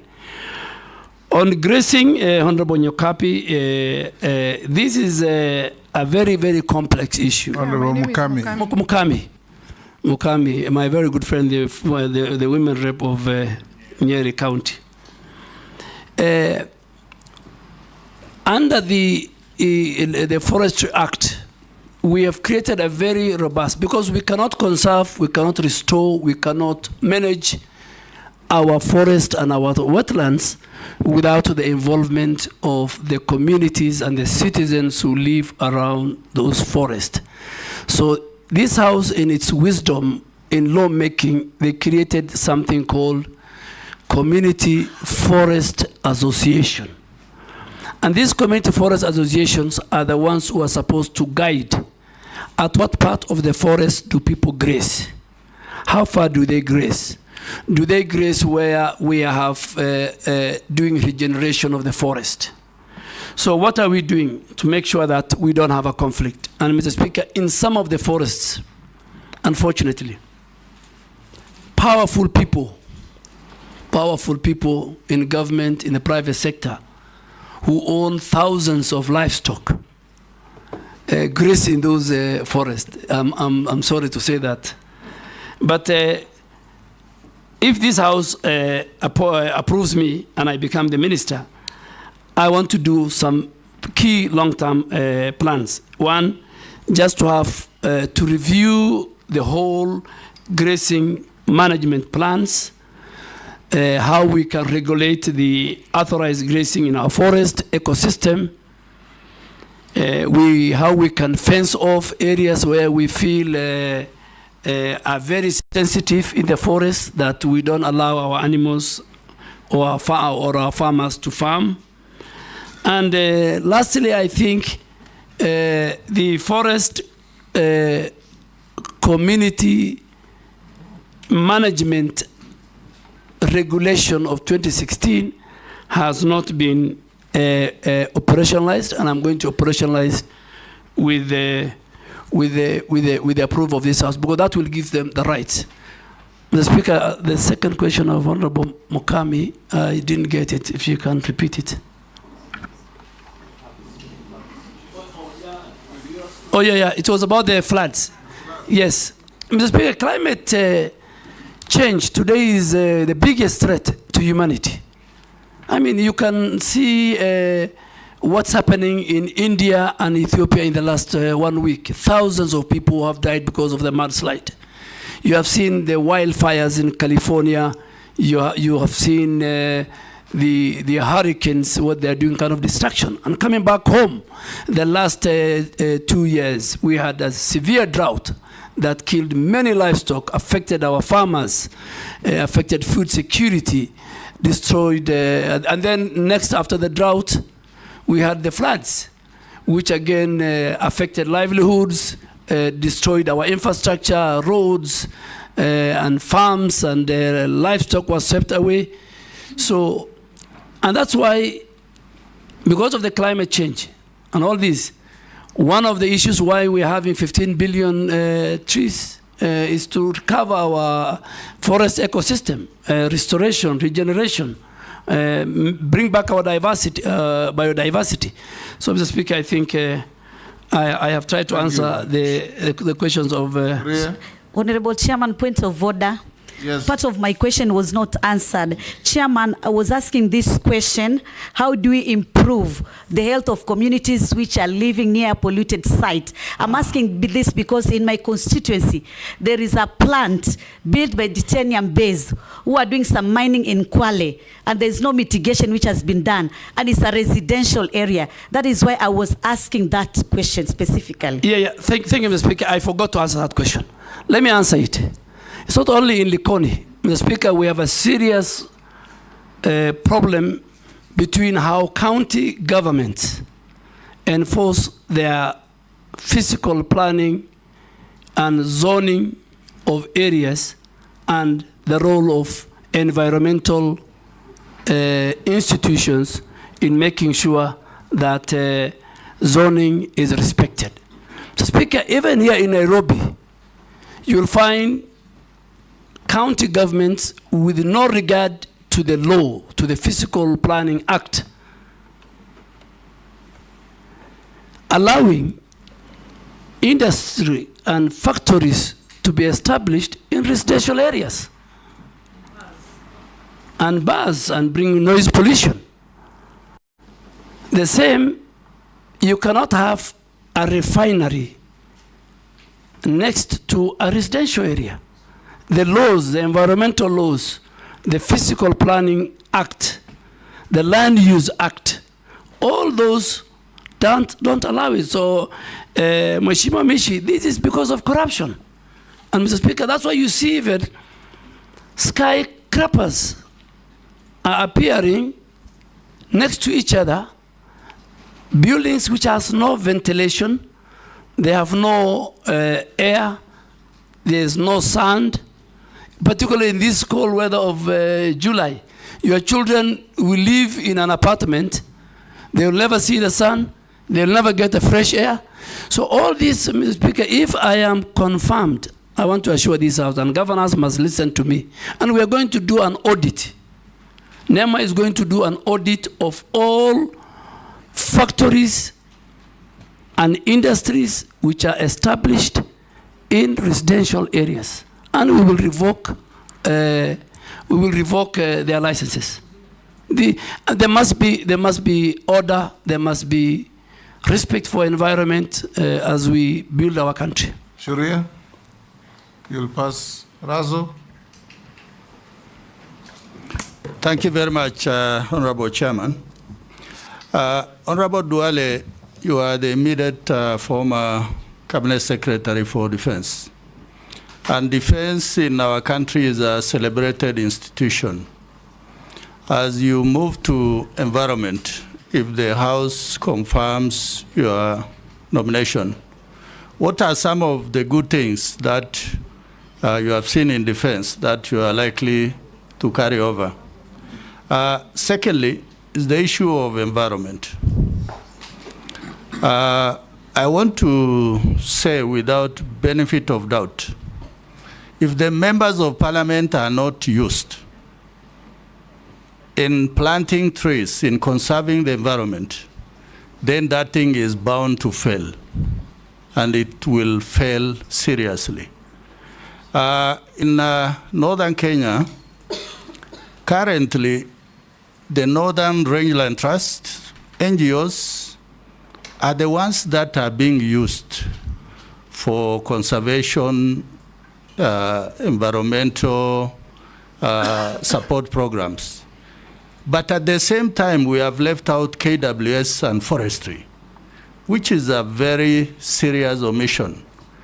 Going forward, maybe tell us what plans you may have, so that institutions of government are not killed silently by non-governmental actors. Thank you, Honorable Speaker. Thank you, Speaker. The nominee, Honorable Duale, Karibu Bunge tena. My question is that Kenya hosts one of the United Nations Environmental Office and Program in Nairobi at Gigiri. And the people of Kenya, especially at the grassroots level, I doubt whether they can fill this office, and it's a UN office. If approved by this August House, can you tell us how will you leverage on that status, and how will Kenyans fill this office and make a difference in our nation for the betterment of our environment? Thank you. Nominee. Thank you, Mr. Speaker and honorable members. What do I carry from defense? Of course, I will not carry the guns, I will not carry the arsenal and everything, but from a human resource part, I'll carry the discipline that I have learned in defense. I'll carry the order and implementation of task done very fast. I will carry the patriotism they have to the country, and I will carry the respect that they give to each other within the rank and the file, and the teamwork that we had at the defense. Those are things. Secondly, I think on the conservancy, Northern Trust, I think, is one of the biggest. There are many conservancies. Most of them, Mr. Speaker, they are not under my ministry. They are under the Ministry of Wildlife. They have airstrips. But I think working with the other ministries and working with the leaders, working with the stakeholders, even working with some of our security agents, we need to have a conversation on how these conservancies, and particularly members of parliament from the Asal region, on how these conservancies are run, how they are managed, what is the benefit to the communities, how will they behave when there is a conflict, particularly during the drought. Our animals, the animals of the people in the Asal, when there is a lack of water and pasture, they enter Honorable Lesuda will agree with me in Samburu, there's a lot of conflict. So I think we need to have a more bigger conversation. We need to discuss about the carbon market, how much they are getting, the Northern Trust Fund, vis-a-vis, are they implementing the 40% that the law and the regulations give to the people? Honorable Mule, we are a very privileged country. We are a very privileged because we host UN, we host UNEP and UN Habitat. These are the only UN agencies in the global south. So it's a big privilege and honor for our country. And in fact, that's why in some quarters, Nairobi is called the environmental capital of the world. And it's the only UN body. And this is where you have the expertise, the knowledge, the pool of experts, the top world experts on environment are based in Nairobi. They advise governments very, very far away from Nairobi. As Kenyans, as a minister for nominee for environment, I want to assure you that that proximity we have to this institution, it must work in our favor. We must use the skilled labor. We must use the experts that we have. We must use the data they have to build our own environmental data. We must use them to build the capacity and the skills of our staff in our country, in the midst of environment. We must do technology and skill transfer from the men and women who work. And as the focal ministry to UNEP, I want to assure this committee that I will work very, very, very closely with them, and I'll work also very, very closely with the Ministry of Foreign Affairs and the two ambassadors, or the ambassador who is second posted to UNEP and UN Habitat. I'll work with them, that we must make sure that this important institution help us. We are trying to build, lastly, what we call the State of the Environment Report. The State of the Environment Report, a very important report that will come to Parliament. We must leverage on the skills, on the experts who work and who come from globally at the United Nations Environmental Program and UN Habitat. Thank you, Mr. Speaker. Nominee Aden Duale, you know, the Ministry of Environment requires a no-nonsense CS like Mishuki. You know, remember when Mishuki went to transport, he cleaned up the public transport system. And when he went to environment, he actually cleaned up Nairobi River. You could even drink the water then. But after he left, he just went back to the bad old days. Now, for us to be able to gauge your suitability, it is important that we make reference to the position that you have held, which we are aware of. And so I have two questions based on your suitability, based on your experience, your past experience. First one is corruption in the recruitment of military officers. You have been in the docket of defense, and from yesterday there was a lot of discussion about how much Kenyans have to pay so that their sons or daughters are recruited into the military. What did you do about these menace when you are CS for defense? And secondly, in the recent demos, when Kenyans were exercising their constitutional rights under Article 37, the military was deployed to Kenyan streets via Gazette Notice 7861, signed by you on 25th of June 2024.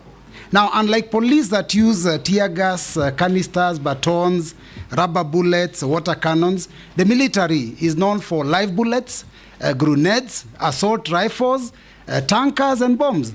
Now, what was the intention behind sending the military to the streets? Was there a plan to shoot to kill demonstrators? Mr. Speaker, I'm not John Michuki, but I will be like John Michuki.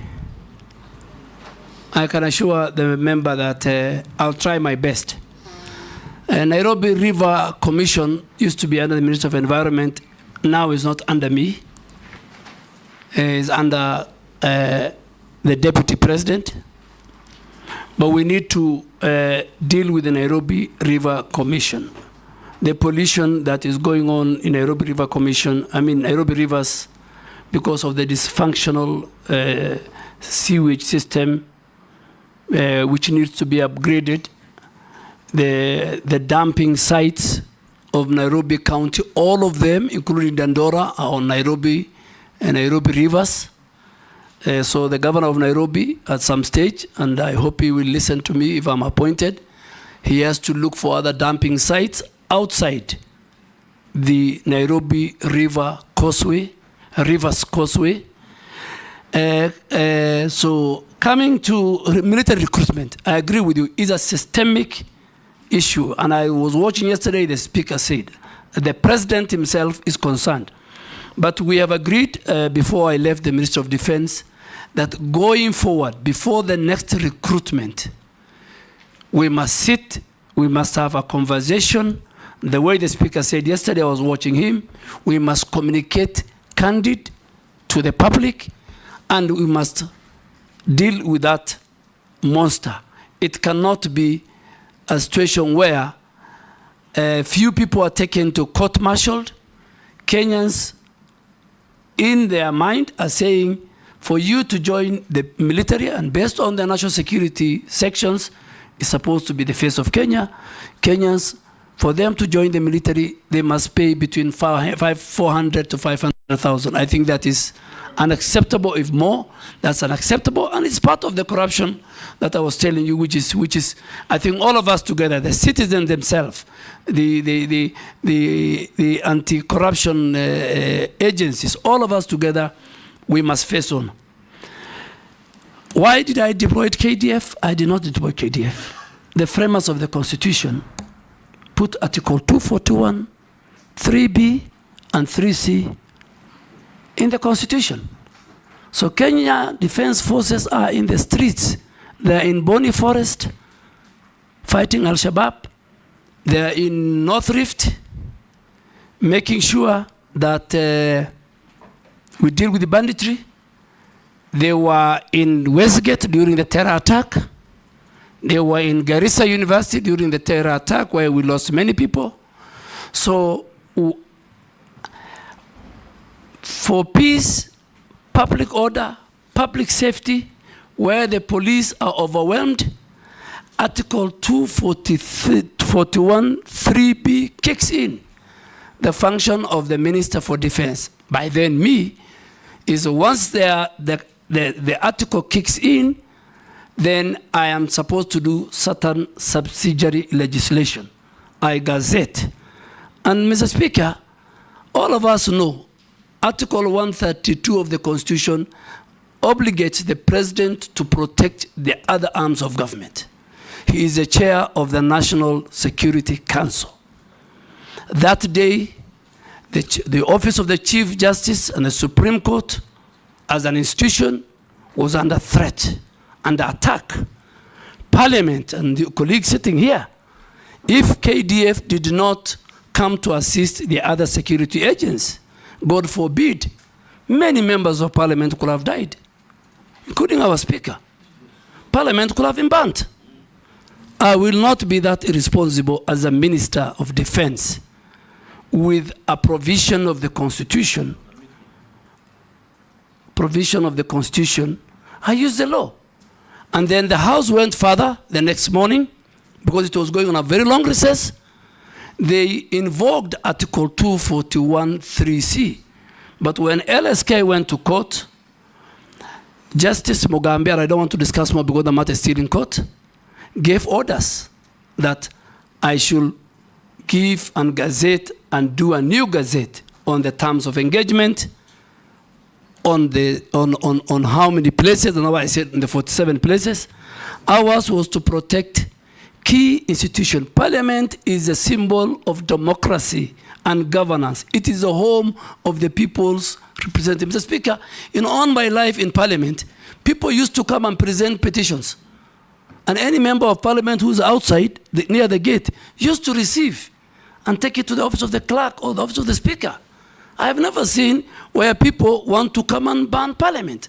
So I think I want to thank the framers of the Constitution. I participated, the Speaker participated, many other members participated. I think it's today and that day, 25th of June, I realized how important Article 241, 3B and C is. Owen. Thank you, Honorable Speaker. I would like to ask a question to the nominee, Honorable Duale. Just one question, that this country envisages to have a nuclear plant in a place called Uyombo in Kilifi County. Without due regard to the environmental issues in question, like the delicate ecosystem, the people, and the environment, Honorable Duale, going forward, if you are given this opportunity, how do you intend to treat this threat to the people of Uyombo in terms of nuclear plant in their radioactivity materials and nuclear waste and the hazards that come with nuclear installations? Just that my question. Thank you. Thank you, Honorable Owen Baya. I think it's the same thing I was saying. How did the county government of Kilifi give land? So I want to assure you and this House and the people of Kilifi, if I am confirmed, it will be the first thing I'm going to do, go to that site, make sure all the environmental impact assessments are done, the people have participated, their views collected. And the Speaker, environment is very key. I said Article 70 of the Constitution says, if a citizen feels that his rights have been curtailed in an environmental matter, it says go to the court. Public participation is very important. I will be the first person. I won't wait for you to send, if I'm approved, to summon me to Parliament on Wednesday morning. I'll do, it will be on my table. I'll deal with it. Murugara. Thank you, Mr. Speaker. Honorable Duale, there is a very bad scenario that is faced countrywide, especially as regards our riverine areas and the rivers themselves emanating from Mount Kenya, Aberdares, whereby almost a half the year now, they are drying up. We are told the reasons is environmental degradation, but also climate change is blamed. As human beings, we cannot sit pretty. We must have policies in place to ensure that these rivers do not disappear forever. What policies are you likely to put in place to ensure that we recover these rivers, which are actually the bottom line of our livelihoods? Thank you, Honorable Murugara. Ferdinand, let's take two. Thank you so much. Mr. Duale, if you are actually confirmed by this committee, first of all, I want to thank you, and I will tell you that I think that I've witnessed efforts by the ministry. Now, to ensure that we retain that, I just want to ask you if it's possible. Instead of actually interfering with the planting, what have you, in agriculture areas, is it possible, are you able to agree with me that you can now plant trees along the roads? I say this because I went to Denmark and I was surprised. The roads are all covered because we got 6 meters from the center, and that is an area that I think we can plant trees in all these areas. Secondly, and lastly, I come from slopes of Mount Elgon. I can tell you, when I was growing up, that area, forest was very thick, and it was actually an attraction of the rains. Today, it's being cleared. So what are you going to do if you get this opportunity as a Minister for Environment? What do you want to do to save Mount Elgon? And of course, I don't know about Mount Kenya and other places. Mount Elgon, where I saw thick forests being cleared now. What are you going to do? Nominee. Honorable Speaker, let me start with Honorable Murugara.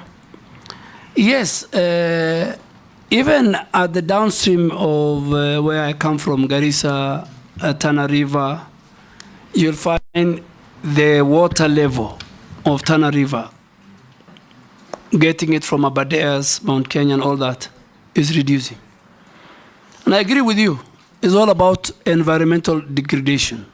And that's why these 15 billion trees will help us to restore, to regenerate our forests. Forests play a very key role in making sure that our rivers have enough water, they are safe, they're sound. But there's another element where people have put big farms, flower farms, upstream, and use the water. So the water, in fact, is reduced because of human activity, the agriculture. And I think that should be another conversation that we will need to have. Honorable Wanyonyi, yes, roads is part of the, in these 15 billion trees. We have talked to the Ministry of Transport and the Ministry of Roads that going forward, construction of roads, mainly even in the highways, the contractor is obligated to plant trees and nurture them until they grow as part of the contract. You have seen and you have gone in many of the Western world during mainly summer. You think you are driving in a highway, but both sides of the road is forested.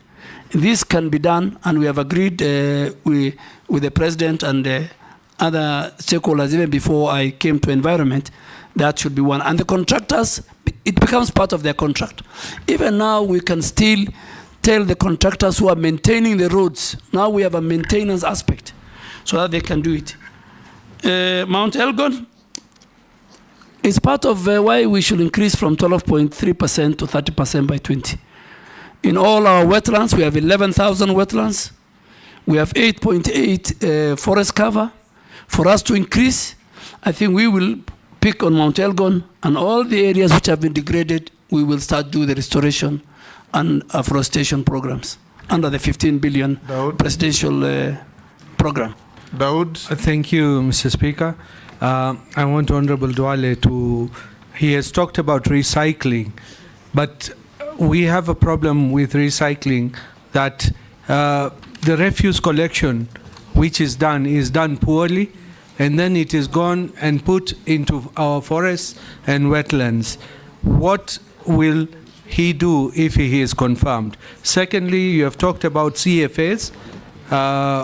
There are agreements of CFAs, Community Forest Associations, whereby my predecessor, long time back, Honorable David Muiraria, the late, he had introduced the Shamba system, where people could go and take care of the trees in the forest, as well as do shambas, plant and take care. Because nominee, because there is lantana shrub. I don't know if you have heard of lantana. And that shrub, you cannot remove it. It's so expensive to remove. And the forest associations do remove it when they are planting. And I believe the Ministry of Forestry cannot remove it because the funds are not available. What would you think about that? You talked about noise pollution. That's the last one, Mr. Speaker. You talked about noise pollution, and NEMA is in charge. But Honorable Duale, you know, NEMA, it's like as if it does not have teeth. Because there is noise pollution from bars, from nightclubs, from religious institutions as well. And it's a menace. So how will you handle it if NEMA do not handle it? Thank you. Mary Massey. Thank you, Honorable Chairman. My concern is still on waste. You know, waste is a nuisance. I'm wondering what mechanisms or interventions you intend to employ to address the menace of waste, so that we convert it from being a nuisance to a resource. Recycle, reuse, regenerate energy, name it, because it is a real issue. Outline for us those interventions that you will employ.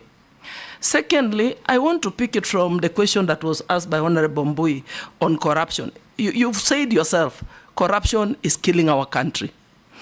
And I remember when we interviewed you on your first nomination, we still raised this issue of corruption in recruitment of officers to KDF. And you promised us here that you're going to deliver. But Honorable Duale, I put it to you that you disappointed the country. During that time, the amount that was being paid was between 300 to 400. But during your time, you presided over an increase from now for 300 to 400 to 700 to 1 million. And as representatives of the people, our constituents report this to us. At some point, even efforts to reach you were not fruitful. You could not pick our calls. So now, my question is, why should we trust you? Why should we believe you? Why should we believe that you are not going to transfer this corruption to the Ministry of Environment? Because even there is recruitment of forest to others. You need to assure Kenyans that you will do something when you get to the Ministry of Environment. Lastly, Honorable Chairman. You've asked two. On deforestation. Okay. There's a lot of felling of trees, even in public forests. We are saying, let us plant trees. Let us plant. But what are we doing about deforestation? Can I ask the last one that have been requested by the public? Go ahead. A member of the public has asked me to ask Honorable Duale, what is your connection with the Juja International Abattoir in Mrima in Juja? It has environmental wastage. I don't know what that means. Probably you can give your thoughts on that. Thank you. Let me start with something Mrima Juja. Maybe the people who I sell my fattened bulls take to many slaughterhouse. If they buy and take it to our slaughterhouse, that is the only relationship I have. I don't own slaughterhouse. I sell to Farmers Choice. I sell to Kenya Meat Commission. I am a very serious livestock keeper. And I do what we call feedlot. Two, so ask that person, maybe he's looking for another Duale. Let me answer about recruitment. I refused to pick your call and many other people's calls because of corruption. It's because of the corruption. You wanted me to employ for you people. And many members of parliament will agree with me when even they send me text.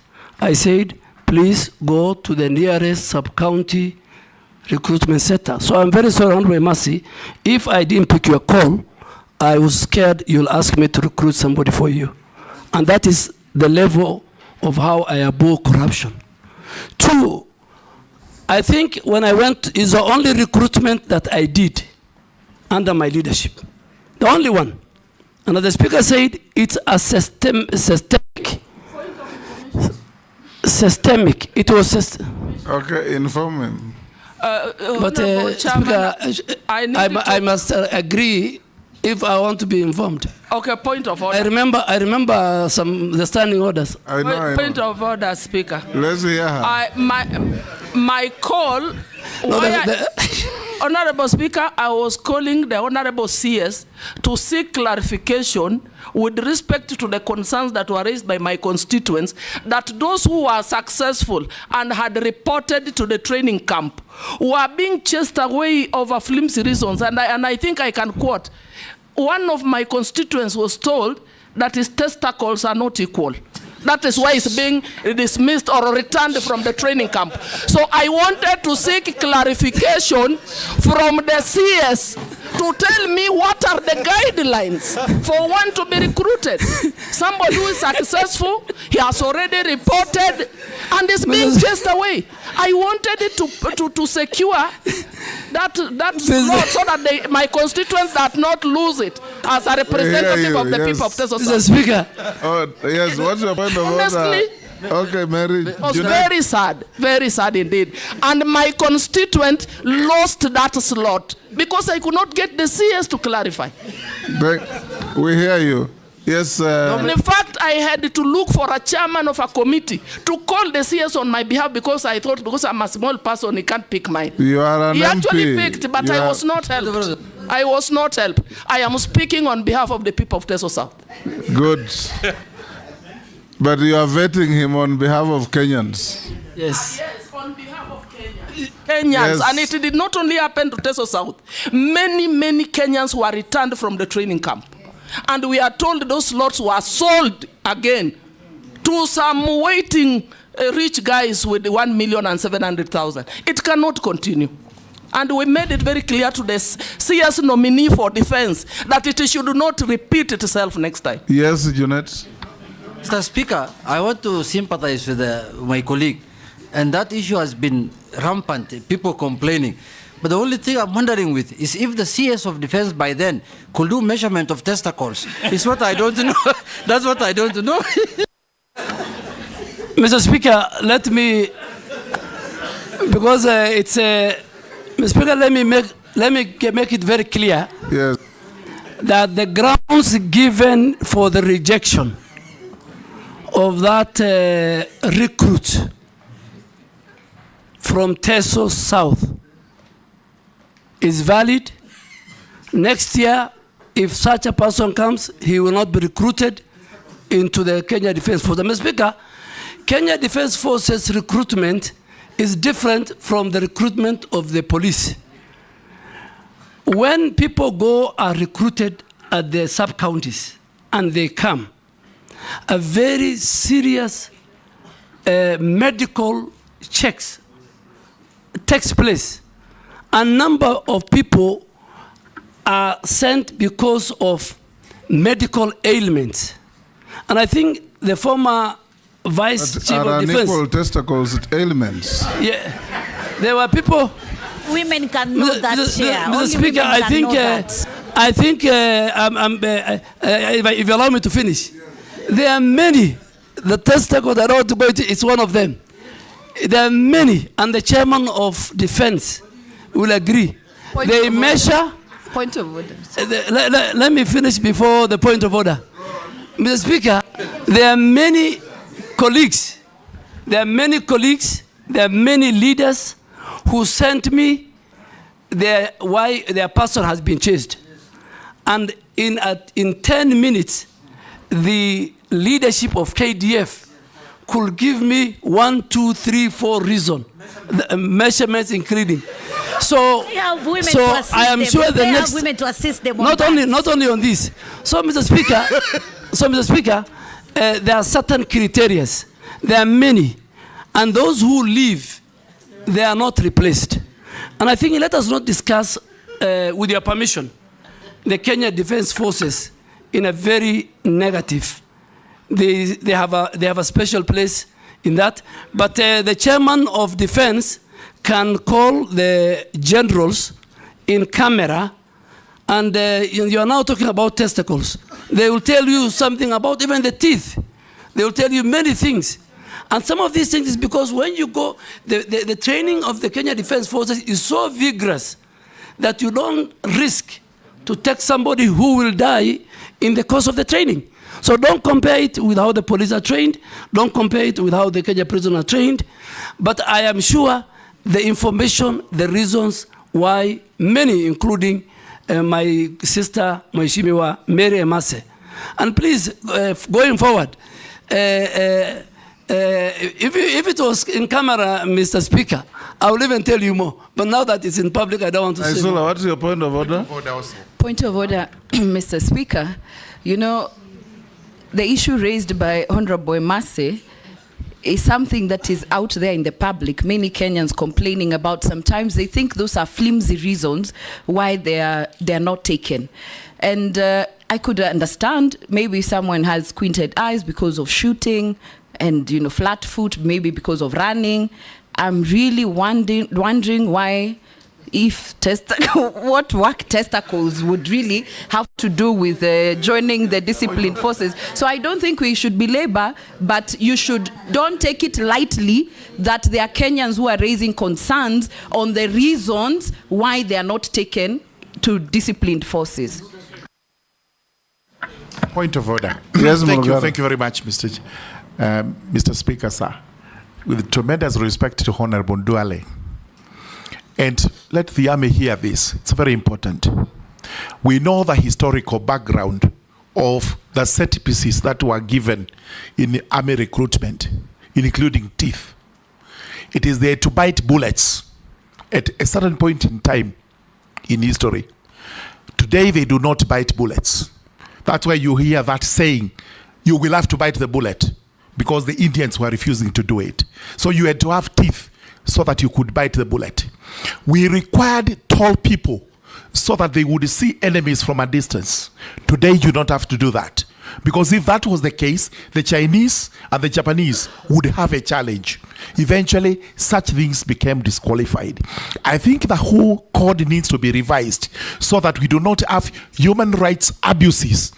But they are not even abuses. They are excuses that the army is using so that it is able to bar some Kenyans from joining the forces, and, as we are saying, so that other people can actually get the slots. So surely the army must open up on this. Point. Thank you. Let's not escalate this. Okay. For avoidance of doubt, Honorable Duale, I also have a child who was sent away for exactly the same reasons as Mary Masses.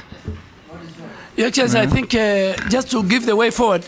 Not my child, Because, Your but not Excellency, my son, but a child in my neighborhood. Your Excellency, Yes. Speaker, you have, because of And the, you remember I told you yes, about it. Yes, I think the leaders are raising very good, valid. Yes, Dawood, what is it? You know, we have talked about men only, but even women are discriminated against. When they do a test, pregnancy test, they do not have anything. But once they go there, I don't know where it comes from, they have a pregnancy.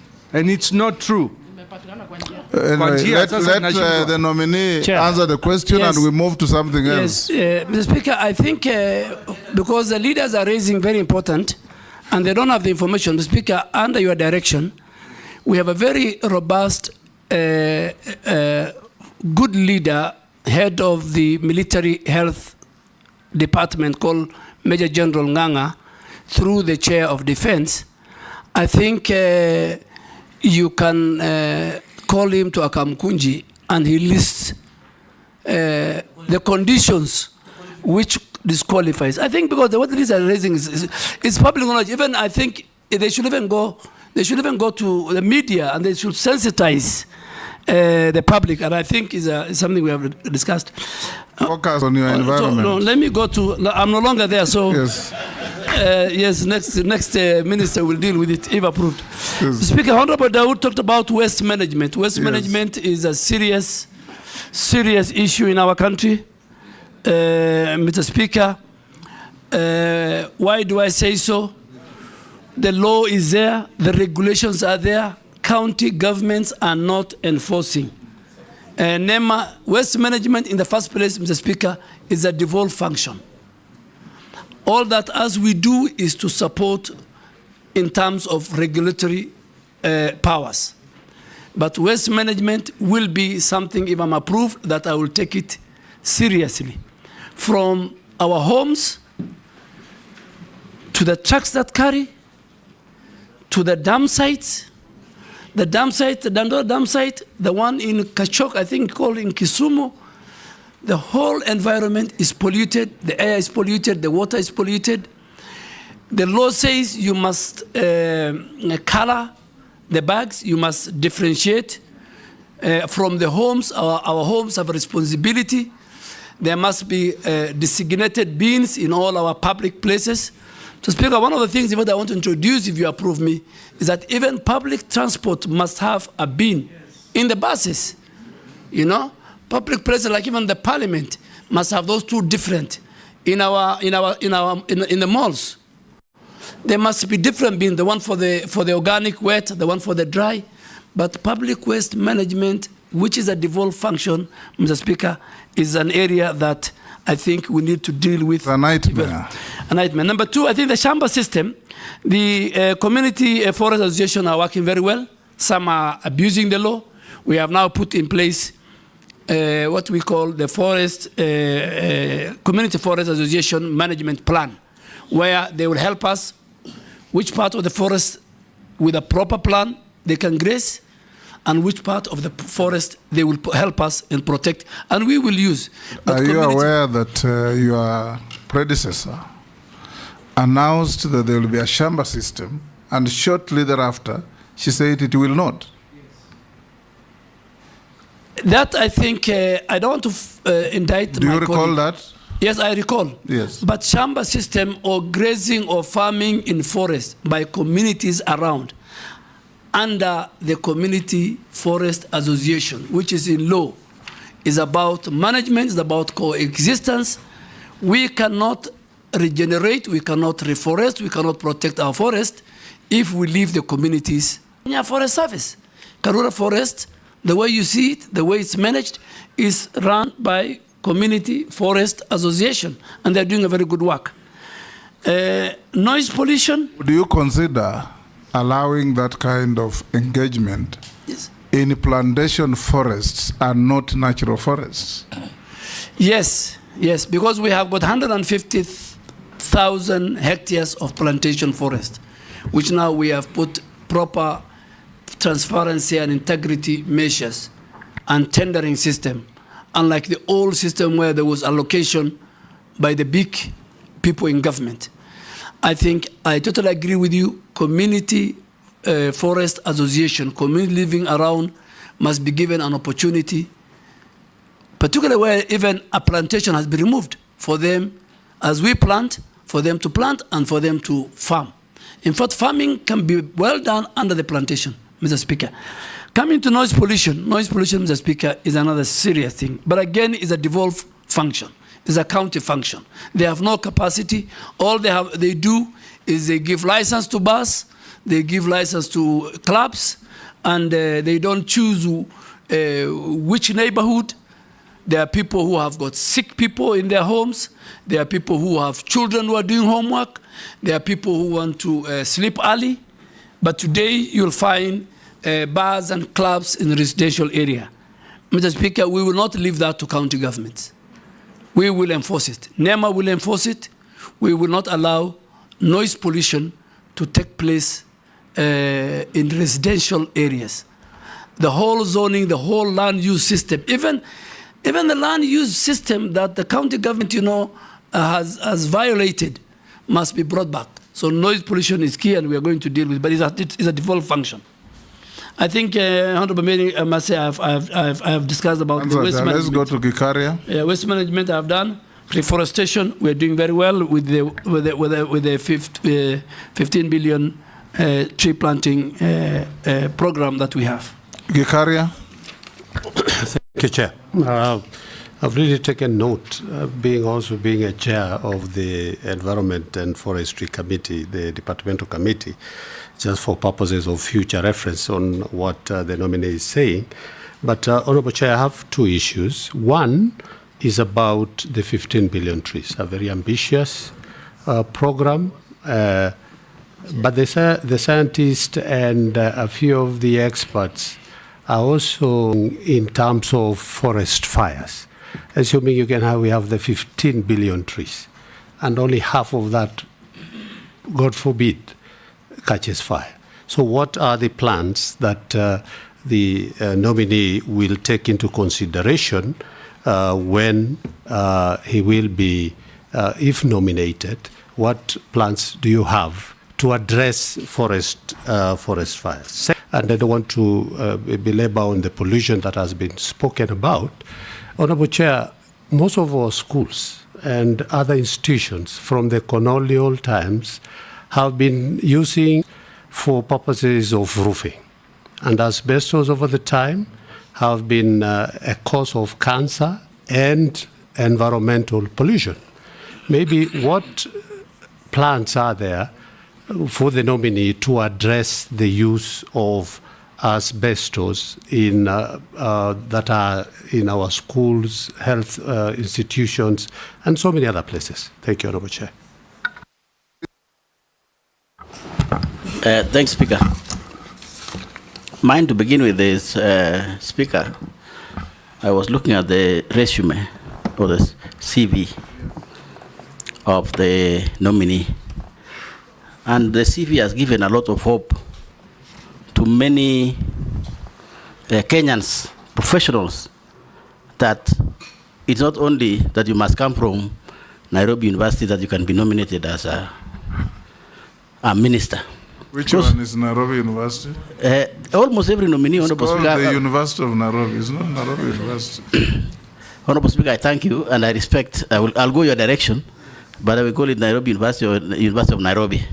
But almost every nominee, Honorable Speaker, and I think this is good for record, for future, that people who have been to other universities, Moi University, Kenyatta University, all the people, Honorable Speaker, that I have seen, is only Nairobi University, Nairobi University, almost everybody. Until when I was saying... Kindiki came from Moi University. It's only one. It's actually a rare species. With this one, there are only two. Everybody else, Honorable Speaker, and I think it's good for record, that other universities, graduates from other universities, are qualified to become also nominees of ministers and even ahead of. It should not be Nairobi University. What about Kenyatta University? What about Moi University? And so on and so forth. I thank you, Honorable Speaker, and I will use the questions asked by other members to judge the suitability of the candidate. I thank you, Speaker.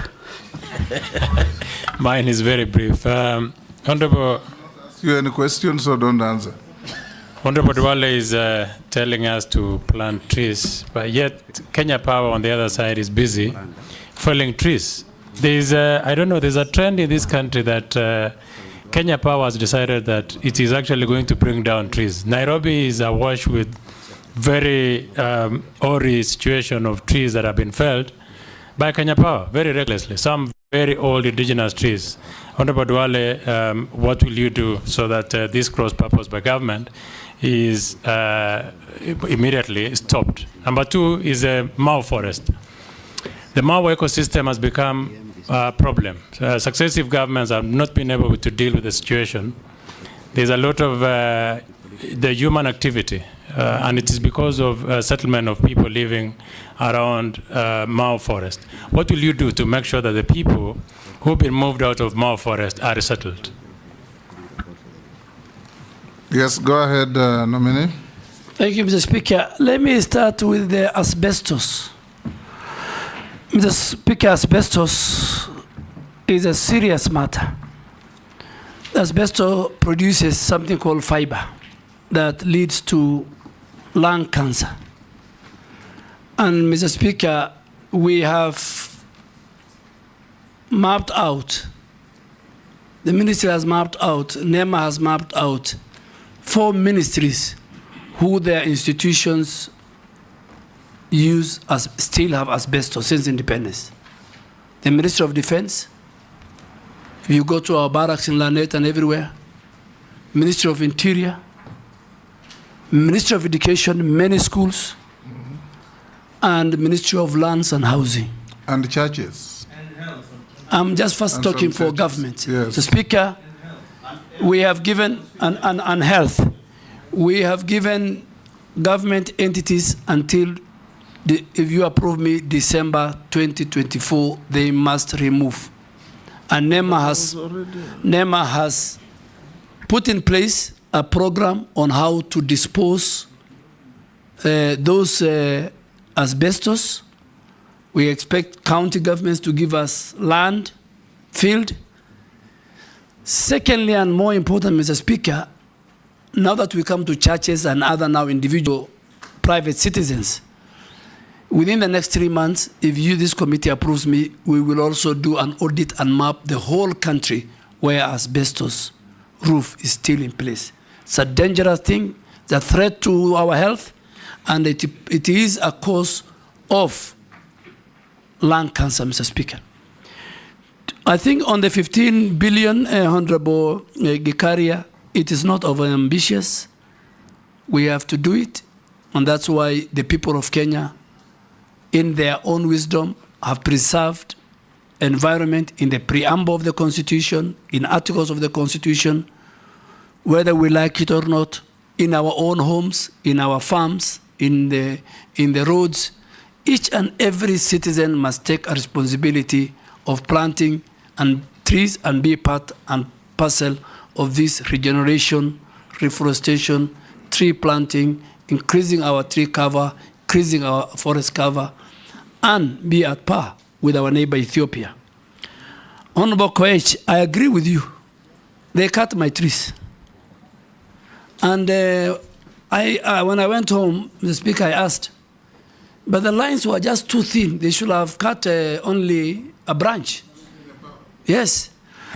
But Mr. Speaker, I think we are lacking, and we are going to introduce, if you allow me, if you approve me, I want to introduce something called urban forestry planning and urban green spaces. As we sit here, there's no even stakeholder. This Ministry of Forestry and KPLC and the people who are in the road agencies and others, there is nothing called urban forestry planning. We must plan for our green spaces in urban cities. We must plan for our trees in urban cities. Every citizen plants trees. They buy from the option on the road, and then an entity called Kenya Power Lighting cannot.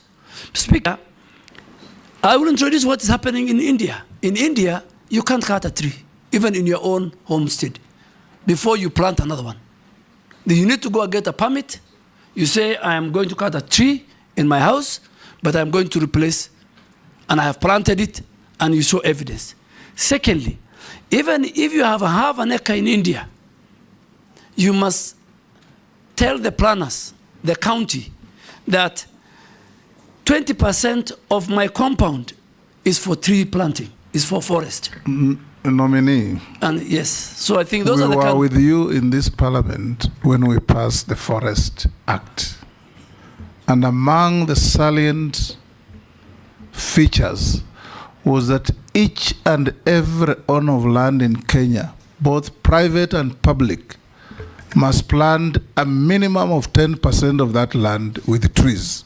You remember? Yes. How are you going to enforce that? Give me the job, Mrs. Speaker. Give me the job. I will implement. It's the law. I'm not reinventing the wheel. It's not unique to India. Yeah. We have it in our statutes. Yeah. India, in fact, Mr. Speaker, is 30%, but we start with 10%. Ours was 10%. But Honorable Koech, I want to categorically tell you that if this House approves me, the first meeting that we're going to have with the KPLC, with the road agencies, with the other people who provide social amenity facilities, that they cannot come and cut trees, anyhowly, without due regard to the law. On Mau Forest, Speaker, Mau Forest, you know the history of Mau Forest. It has consumed people politically. And I don't want, because I will not be, I'm not in politics, but it has consumed many people. But I want to urge my colleague, and I'll sit with the communities around that place, because even today the biggest problem we have is Mau Forest, where a lot of illegal grazing is taking place, and that illegal grazing is taking place by very powerful people who are in position. It's not the ordinary citizens. But still, we will use the community forest association provided in law on how we manage Mau. We have fenced a greater part of Mau, and we will fence, once we get resources, the other part. Fencing is the way to go to conserve our forest, Mr. Speaker and members. Naisula. Thank you, Chairman. So, listening and having interacted with Honorable Duale in the National Assembly as our majority leader then, it will be important to know your position or what you think about public servants engaging in politics, whether actively, in what you say, in what you do. What is your thought on that, including public servants participating in harambees? I would like to know what your position is on that is. so that we know whether if someone wants to be a public servant, then you be a public servant. If you want to be a politician, you go back to politics. And I want to put it to you on the same breath, and even to Kenyans who are watching, that the beauty of vetting is not only to find the nominees to be suitable, but also to hold you to account in case we find you suitable and other nominees as a country and as a parliament. And just on that, because you have said you have warned illegal forests, land encroachers, you will revoke titles on top state officials who are holding. It's actually now on 411. You can be sure Kenyans will hold you to account, because you know there's something that always follows you on that Al-Shabaab list to date. So just know that even this will follow you. I'm just saying that this will also follow you if we find you suitable. But on matters environment, very quickly, while sustainable logging may be healthy for forests, how will you ensure the ban on protected indigenous trees is enforced and that close monitoring is allowed during logging? Because the Kenya Forest Service only devised a plan for access, control, monitoring, and reporting actual harvesting. However, there is no established framework and procedure to monitor, verify, and audit millers' compliance with licenses and permits to avoid double allocation. How will you ensure that we don't log our indigenous trees? And finally, the staffing at KFS is not adequate. How will you ensure that you put mechanisms for using aerial, GPS, guided harvesting technologies to monitor forest resources and logging activities? Thank you. Nominee. Mr. Speaker, public servants, me included, if I'm approved by this House, I'll take whatever it takes to promote, to expound, to communicate government agenda, government achievements to the people of Kenya, whether I'm in Samburu with Honorable Lesuda. So I serve the government of the day, and I'll speak for the government of the day. And I think that is what public servants should do. Public servants should not get involved in the local politics, in the county politics. They are supposed to be unifying factors. In fact, to the contrary, it's supposed to bring people together. For people to buy government agenda and for you to succeed in implementing government policies and achievements and programs, you need leaders across the political divide, and more so those who are elected and those who are the community leadership. The 411, the one on Al-Shabaab was fake news. But this one, please hold me accountable. I am one person who believes in accountability, Mr. Speaker. In the last 2 years, you and the clerk and the chairs of various committees will agree, I have been diligent when I'm called upon to Parliament, either to its committee, to the plenary, and the only time I refused to pick telephones, God forbid, was when during the recruitment. And that one I've given good reason. But I talk to members. And I am one person who respects the legislature, I respect the judiciary, and I respect people in public service. So I am ready. And please protect me when I cancel title deeds, when I do actions that is in the interests of the people of Kenya and the citizens and the country. Mr. Speaker, as our leader, please, if people want to bring impeachment to fight me, you must help me and protect me, if that is the case. The Harambee, Mr. Speaker, I'm a person who believes in Harambee. I think I have built more mosques and madrasas, and charity is a cardinal principle in my religion. Every year, in fact, this month is the month of Zakah in the Islamic calendar. This month I'm paying from what I have, and Honorable Junaid will agree with me. So Zakah can be Harambee. You'll see in my form that I have presented the number of madrasa of women in Garissa close to 5,000 women are in Islamic madrasa, courtesy of the charity I did through Harambee. I am sure there is a bill the leader of majority is going to bring. Those of us who believe in the Almighty God, that whatever He gives you, you must share. I really want to urge you, when that bill comes, let's regulate it. There are people who abuse it. Recipients abuse it, others abuse it. They use the money stolen, corruption, for Harambee, for other things. But let us, particularly, let us regulate that you can help the poor person who could not pay school fees in Samburu, in Garissa, in Eldoret, that you can finance through your own resources that God has given you, the good medical care clinic that Honorable Deputy Speaker did to many people. So I don't think whether we can close Harambee, but it's good we regulate it. And I think most of us who sit here every weekend and in our life as leaders, we have, God has blessed us because of that. I think logging. I think logging plantation, I said 150,000 hectares are made of plantation in our forest. There used to be the culture, Mr. Speaker, when you were minister, you remember, it used to be, what do you call it, allocation. Tied with corruption. Who is who? The really sawmillers were not getting it. The really people in the timber industry were not getting it. Mr. Speaker, that has stopped. Now, we have a segment for the local sawmillers within that forest, I think up to about 40%. Then we have another 60%. Then we have 40% for the other national sawmillers.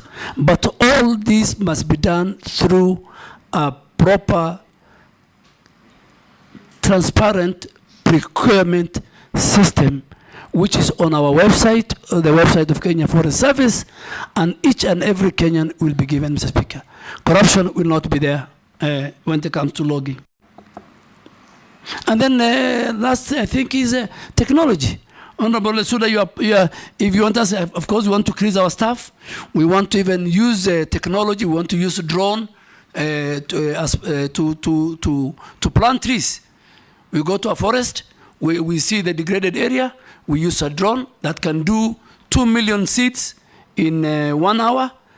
That technology is what we want to monitor our forest, to help our forest adjutants, to help our forest rangers, technology. But all this needs resources, and as a member of the Budget Committee, when Honorable Chair of Environment, Honorable Gikaria come, please support us. Honorable Duale, if you are approved to be suitable to take this position, I want to urge you, take a helicopter and fly around all public forests and see the level of destruction going on. You will see what looks like a forest by the roadside. A kilometer inside, there's no forest.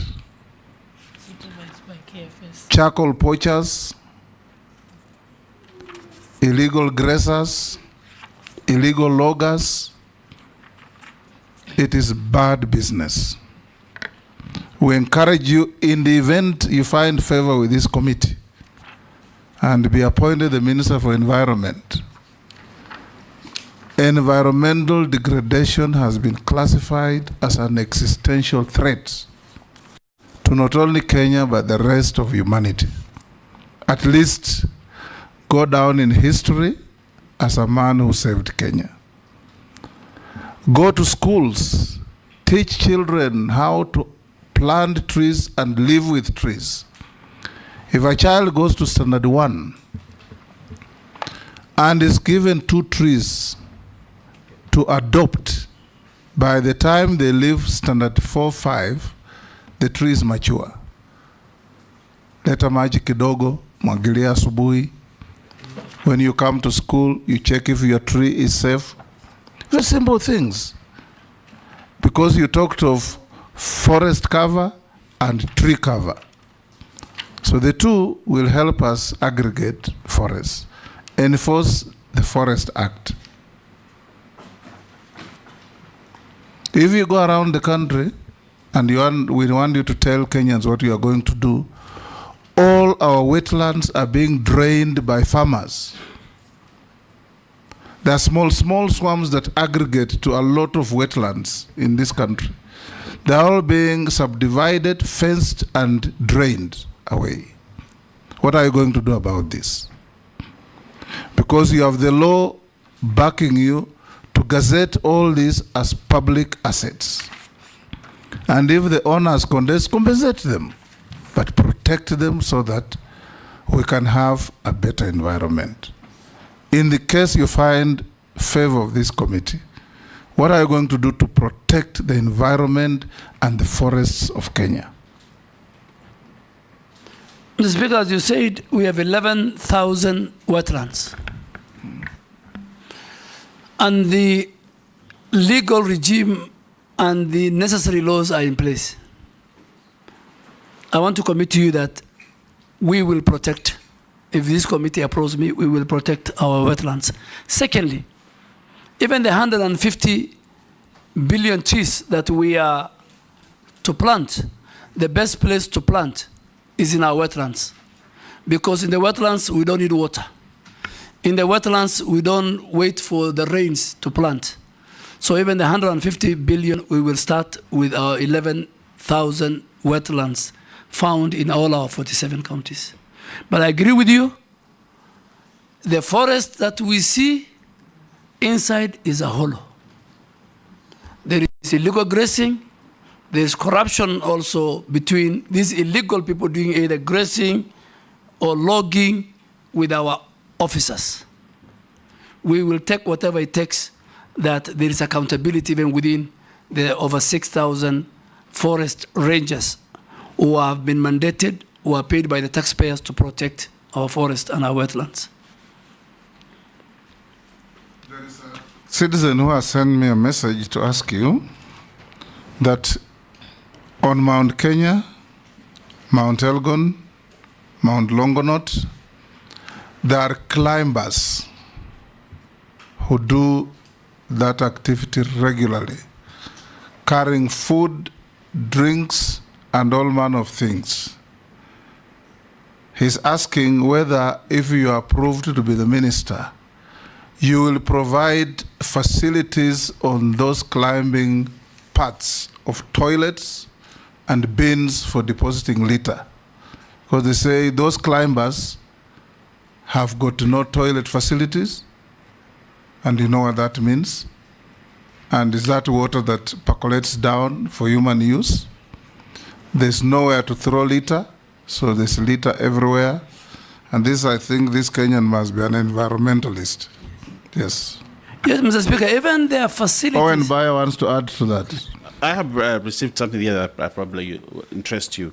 I'll ask Honorable Duale in regard to camels from northeastern region contributing to land degradation by wandering all over Taita Taveta throughout the year, contributing to hunger and poverty. Quick one, Speaker, the last one. If you, I'm told if you can ask Honorable Duale regarding any plans to stop pharmaceutical companies and other companies who are dumping waste in the sea in Mombasa. Recently, needles were found during the cyclone that was going on there. Robert? Yeah, thank you. There is also a gentleman from Kitui County called Mr. Paul Mutua who says that there is concerns of insecurity in Mwingi and Kitui along the Kitui-Tana River border of an invasion of armed nomadic herders with camels in the area. Can Honorable Duale deny or acknowledge he has more than 100 camels in that area and that is also causing insecurity? Yes. Mr. Speaker, maybe if you allow me, can I ask a hypothetical question? No, just answer them one by one. No, Start with just the climbers. before that. Okay. If you allow me, I want to ask a hypothetical question. In the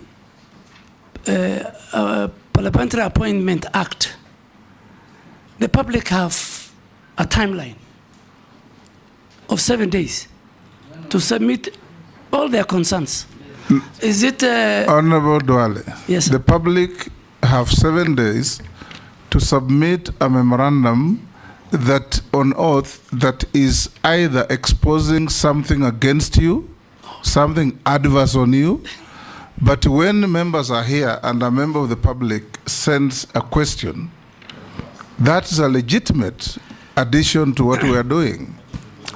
Mr. Speaker, I cannot talk for because camel herders. Yes. Camel herders in Kitui County. I am a camel owner, and you'll see it in my list of assets. Yes. And my camels are in between Isiolo and Garissa County.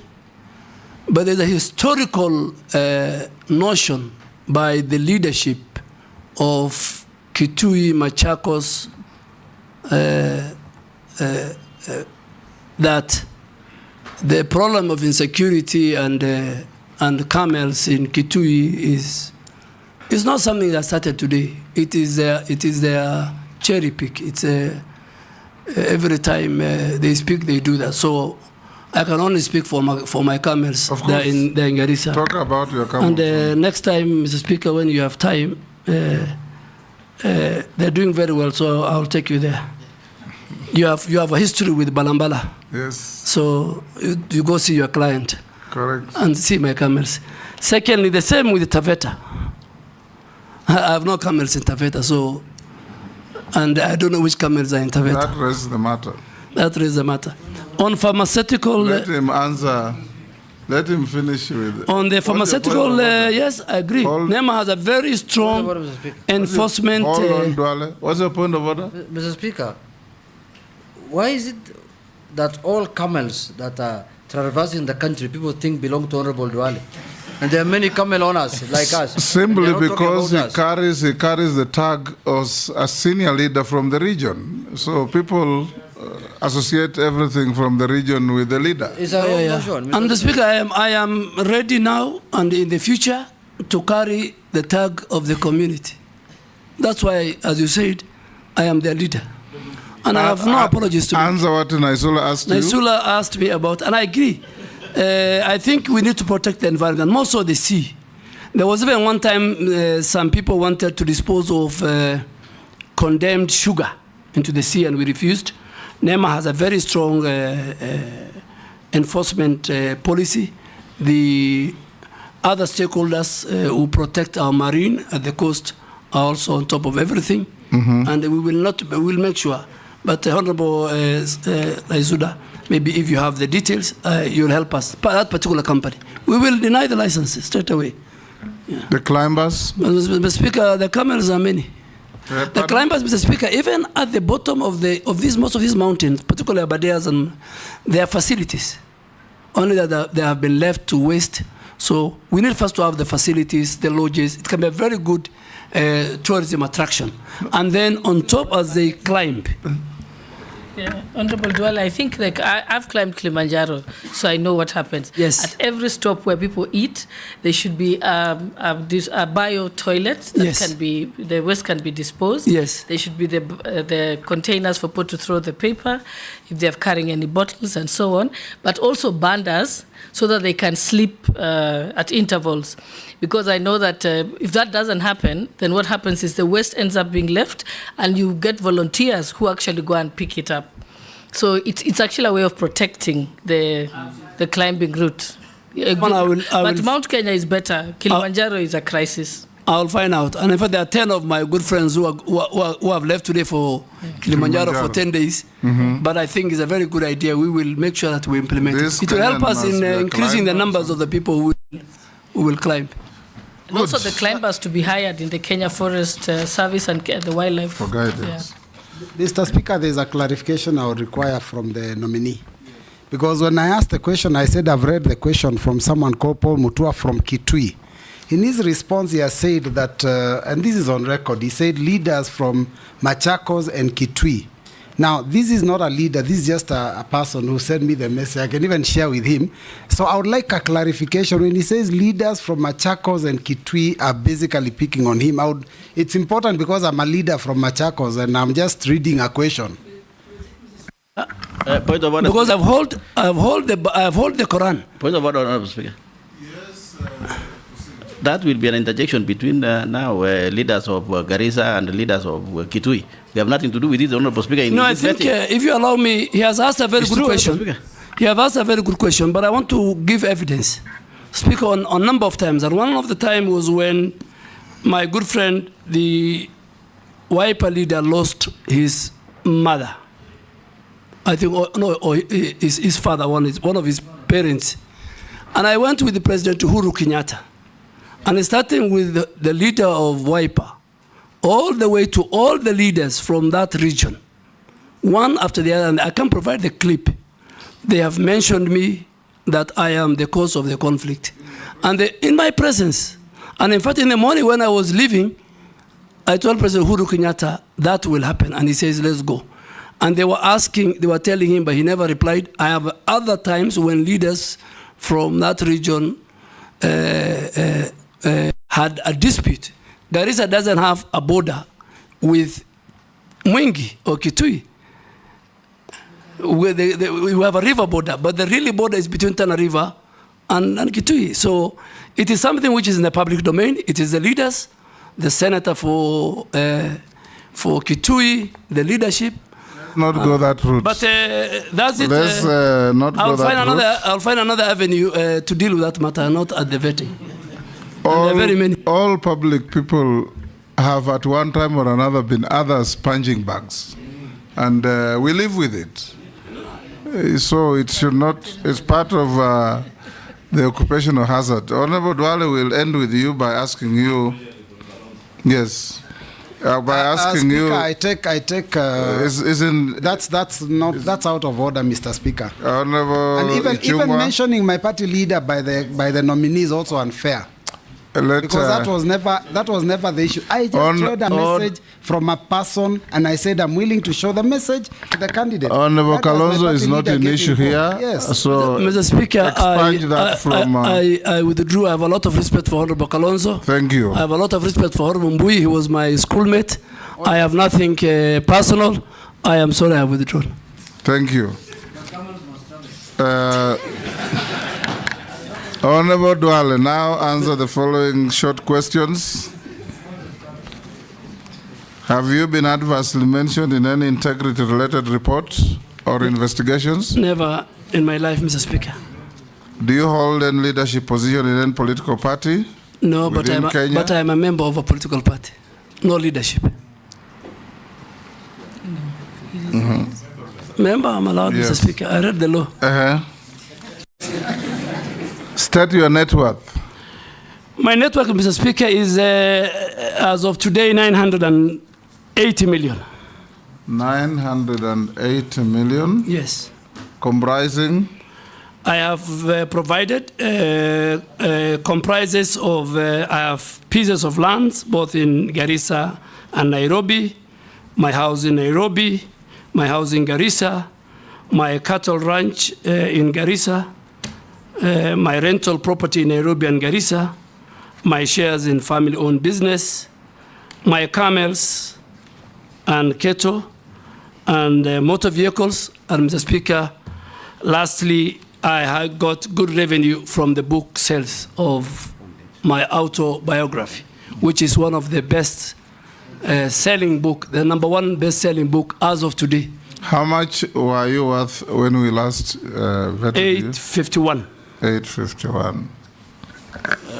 Point of order, Speaker. Yes. The nominee recently launched his book, and he says that it has good some returns. I mean, there are thousands of books that have been launched in this country. I want to know how yours performed so well.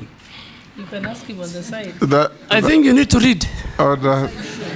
If you read my book, you'll see it's the best. That is not a fair question. Leave it there. Mr. Speaker, and it is from a research done by book bookshop sellers, textbook center. I bought Nuria. 20 copies and Yes, thank you, distributed Mr. to my Speaker. schools. And I have now done my 4th publication. Honorable Duale, we had received 71 memorandum on you, some supporting, some opposing, and we are satisfied that you answered all of them when we forwarded them to you. We've also checked your documents against what we have. They are correct. Yes? Chair, maybe just as the nominee concludes, because this matter of wealth declaration has become a matter of public interest now, especially to our brothers and sisters in the room. The movement from your last declared net worth to your declared net worth now, can you explain the growth? The growth. How much is it? Almost 130 or so. Honorable Ichungwa is an accountant. And there is, both for land investment and real estate property, usually the appreciation increases between 12 to 15%.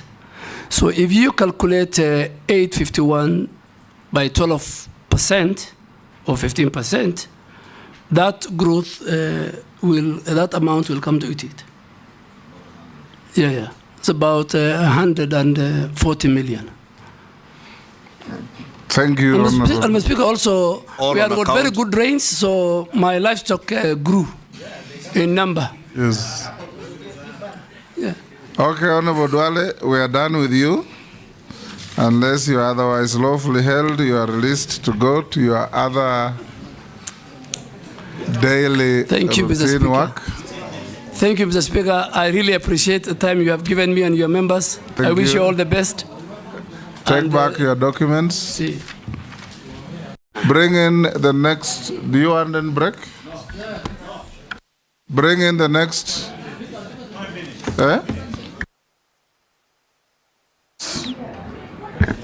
Don't go for lunch. You'll go for lunch after the 3rd. Only 5 minutes. Robert.